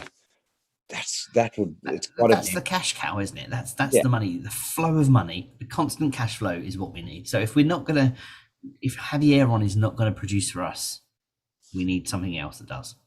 Look, the other option, which no one really ever talks about, because I'm not sure it's been done or will be done, but we all know they're about to value the 5%. I don't think it would be in our favor to do this, but instead of a full buyout, maybe they would just say, look, we want 10%, leaving us with 20% of the mine. And that 10% could carry us to the capex for the block cave or whatever the case is. So I don't know if that's on the table, but that's also something they could do and say, actually, 20% of this massive asset's just as good if we've got 300 million to go and draw the bejesus out of the rest of the area for the next 3 years. So I mean, it's certainly an exciting month ahead, isn't it? I mean, MRE2 and this 5% is hugely exciting. And then on a personal level, I just wonder if there'll be a massive sell-off there. We kind of MRE, I'm expecting 5 to 6.5. I'd love 7.5. The first one was 3.4 though, wasn't it? So I suppose, yeah. No, you're right. You're right. It was more holes, but then it was lower grade. Yeah. So I can't quite make up my mind. I think, as always, I try and underestimate everything. So 5.5 confirming tier 1 is already a huge win for me. I'd like to see 6 and above in that MRE too. I really would. In the inferred, obviously. Indicated, what was it, 1.4 previously? So we want to get that well above 3 now. They've finished the infill. Yeah. So that that's the MRE is going to be a big one, but I think the 5%. It'll be interesting to see the timing if those two come simultaneously, or if you get one before the other. I think I said they will be separate because of the fact it's not just our MRE2 that's enclosed. It's the entire Newcrest half-yearly report. Not necessarily, because they did Red Chris's MRE in isolation, and our first MRE was in isolation, wasn't it? Yes, it was. That could come on the 10th and the 5% on the 17th, potentially. Okay. That's my understanding, but I'd quite like that. I'd like the MRE before the 5%. I think the 5% is the one where we'll see the volatility. It's either going to, I don't think it's going to exceed expectations. I'd love it to. Yeah. I don't think it's going to. And the closer you get towards the end of February, the more people are going to start buying. And that's where you've got to look at your own portfolio and decide if you take any action at that point. I've positioned myself now where I think, unless it's awful news somehow and they give us 50 million for the 5%, then I might have to think about trimming my position a bit. But I think if it's anywhere within expectations, then I don't think it's going to be a trading opportunity. I think it's hopefully going to be the start of a re-rate alongside the MRE2, and by the end of February, as pessimistic, as cynical as I am, we must be above 18 to 20p. We really must be, or there's something wrong. So it'll be interesting to see. I'd like to see, and I can't remember who. So many conversations every day with the global way it is, right? There's every chance that there's going to be, I'm sorry to say this, there's every chance there'll be a 20% loss at some point coming. It would be amazing if we can get to 16p before that happens, because 20% is only 12. You mean with the wider market downturn? With the one, yeah, when the market goes. See, I don't know, dude. I don't see a flash crash. It will in America. I think America will go big. I don't know, because you look at Nasdaq's down 10, almost 15% since the start of the year, but it hasn't it's gone down 3% in a day, then it's rebounded 3% the next day. It's been all over the place. I think this crash is going to happen slowly over the whole course of 2022, and you'll look back and go, equity markets are down 20. But I don't think you're going to get a COVID day where you turn on Bloomberg and everything's sitting at 10% down, unless the Fed comes out with a 0.5%. I think, and I'm just literally going off this podcast, I think if the dollar weakens and people start pulling their money out of dollars, that's what kind of has that effect. But going off what that guy said, again, sort of just basing it off of because he seems to know what he's talking about. The US we will go to a point, but only a little bit. And being a gold miner, we won't be down at that 20% off Well, for this long. is, I'm hoping that as that 20% slide happens over, say, a 6-month period with Bitcoin, with all the markets, that the rotation begins into gold, as we've seen with the 500 billion inflows into GLD this week. And the sentiment does feel like it's starting to return. We've got Goldman Sachs forecasted to 2150 for in the next 6 months. So I'm hoping that the best thing is for a slow. We don't want a flash crash that will take us down 20% with it. We want to this sort of Fed hawkishness driving us down 1-2% a week for 5-6 months. That is going to drive gold up. And I personally think our real re-rate is going to come 2 months before production, like the real re-rate, the real time that we suddenly go, holy shit, there's the other side of the sine curve. I mean, with research I've done with other companies, this has happened. They've sat there with like on the floor, and 2 months before they've done a 2 to a 4x. 2 months before, literally the whole institutional market had just waited. Okay, sweet, now we're in. So I think that's, and of course you've then got proper cash flows, proper net present values, proper PE ratios, proper discount cash flow analysis. We can get a much better handle on what it's actually worth, and hopefully we're right. 100%. Cool. Well, my friend, that has been a long 2 hours. There was a lot of work going on that first hour. Waiting for Newcrest to release their thingy. Mitchell wants to know how much confidence there is in Sean Day from investors at the moment. Tons. Absolutely tons. Yeah, I think so. I think we've all got over the placing, and that there's a good reason we're not the CEO of a mining company. Because clearly we didn't think a lot of the actions were required, but it makes more and more sense as each day goes past, the strengthening of the team, the placing, the protecting of us.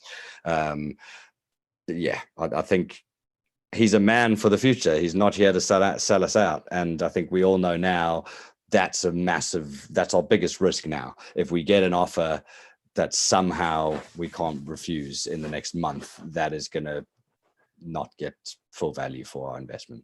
Simple as that. Absolutely. And I love all the enthusiasm on the chat, but in my humble opinion, again, there's no chance we get a 300% premium. And people say the share price doesn't matter. There's absolutely no chance Newcrest are coming in next month with an offer of 40p. Show me another mining company or this stage that's been bought out for 300 or 400% of their share price. They're 50, 100%, 150% if you're lucky. There might have been a few ones in the M&A crazy season, but I'd love to believe that, because I'll just ride off into the sunset. I do think that's overcooking it for takeout offers, because it's they don't need to do it. No. It just doesn't make sense for their shareholders. No, and that's what they have to think of, isn't it? Is their shareholders. And that's I keep wanting to wrap the show up, because neither do we. And that's the thing is they could spend, like, how much more money do they make if they was to spend enough money to buy us out compared to not buying us out? How much money would they then save? 2 billion now instead of 200 million, for example. And then what's your payback on that 2 billion from the 25%? You're looking at solid 10, probably looking the life of the mine. Yeah. Is it really worth it? Yeah, I think personally, I think they want to see the commercial block cave. I think that's where it becomes worth it. If you get a PFS that says, hold on, we can get that Telfer B train up to 18 megatons, and have as the only source, which does seem to be the way they're moving. That's when shareholders don't mind you paying 2 billion for this thing. Yeah. Terry says Petrotech just did 375%. I have no idea who they are. I stand corrected. I'm assuming that's oil. Okay. Well, thank you all very much. Yeah, I hope you're right, Terry, because as I say, I'll just ride off into the sunset, and I think we're worth 35 to 45p at the moment. I just can't allow myself to believe it. Yeah, that's the thing, isn't it? Right, ladies and gentlemen, boys and girls, thank you so much for tuning in this evening. We really do appreciate your time here. I firstly need to say, if you want to contact the show, give us a tweet at GGP Help. Obviously, we do have the Telegram group. There will be a small window in February if you want to join, where we're taking some new. I'm going to use the word applicants. It's not the right word, but Can I join, Liam? And oh no, that group, yes, no, absolutely, Stu. We'll talk about that offline. I meant our main chat. Right. And I've been told by at least 3 different people that I need to say, if you enjoyed the show, please go to gphelp.co.uk and buy Stu and I a coffee. I don't like saying that. I don't like doing it. It's just there. If you want to donate. But I'm told I have to say it. And Stu, do you have any final words for our amazing audience this evening? No, just a big thanks for listening to us waffle on as always. And I loved hearing some of the comments on the chat earlier with people saying if it wasn't for the group, they may not still be invested here. And I know we're all about one share, but I also think a lot of us have learned a lot about AIM in this journey. And I think that everything that's Dip, you, all the people that are connected to us right the way through LSE, there's a real good group of genuine human beings trying to help other genuine human beings with good research. And I think gonna come up with a proper name for Dip. Yeah, agreed. Not the librarian, definitely not the librarian. Call him the one, aren't we? The one. Okay. No, just, again, it's a brilliant set of results. I think just stick with it, guys. Take it from me, who's been down over 40, 50, 80% in GGP on 4 occasions over, you need this volatility. It doesn't make sense to us. It doesn't matter. All that matters is this thing is open, getting bigger, stronger, better grades. I mean, I can't believe how much we're smiling every time we see the 21st set of results. Yeah. Thanks everyone for listening to us, and thank you, Liam, as always, because Liam does the lion's share of all the work, all GGP Help, everything's all for him. So thanks for bringing me along for the ride, mate. Oh, thank you. Dip says not effing librarian. Fair play, ladies and boys and girls. Thank you very much. From Studio 2, appreciate you tuning in. The Oracle. That's not a bad. Cool. I like it. I like. I don't mind that. Could work. Okay, ladies and boys and girls, thanks very much. My name's Liam. You've been watching GGP Help Live 21st results of the live show. We will see you here 9:00 on the 17th of February for MRE2, because if that comes out then, it's going to be an absolute howler. And if it does come out before then, I will be instantly live. If it comes out, we're live. There's no question about that. We'll be on air. So thank you very much and good night. Good night, all. Good night. Stu, remember, as we're leaving this chat, we are still live. I'm gonna switch my camera over. Leave. Do I leave meeting? No. Yeah, do that, and then we can leave people with the stream.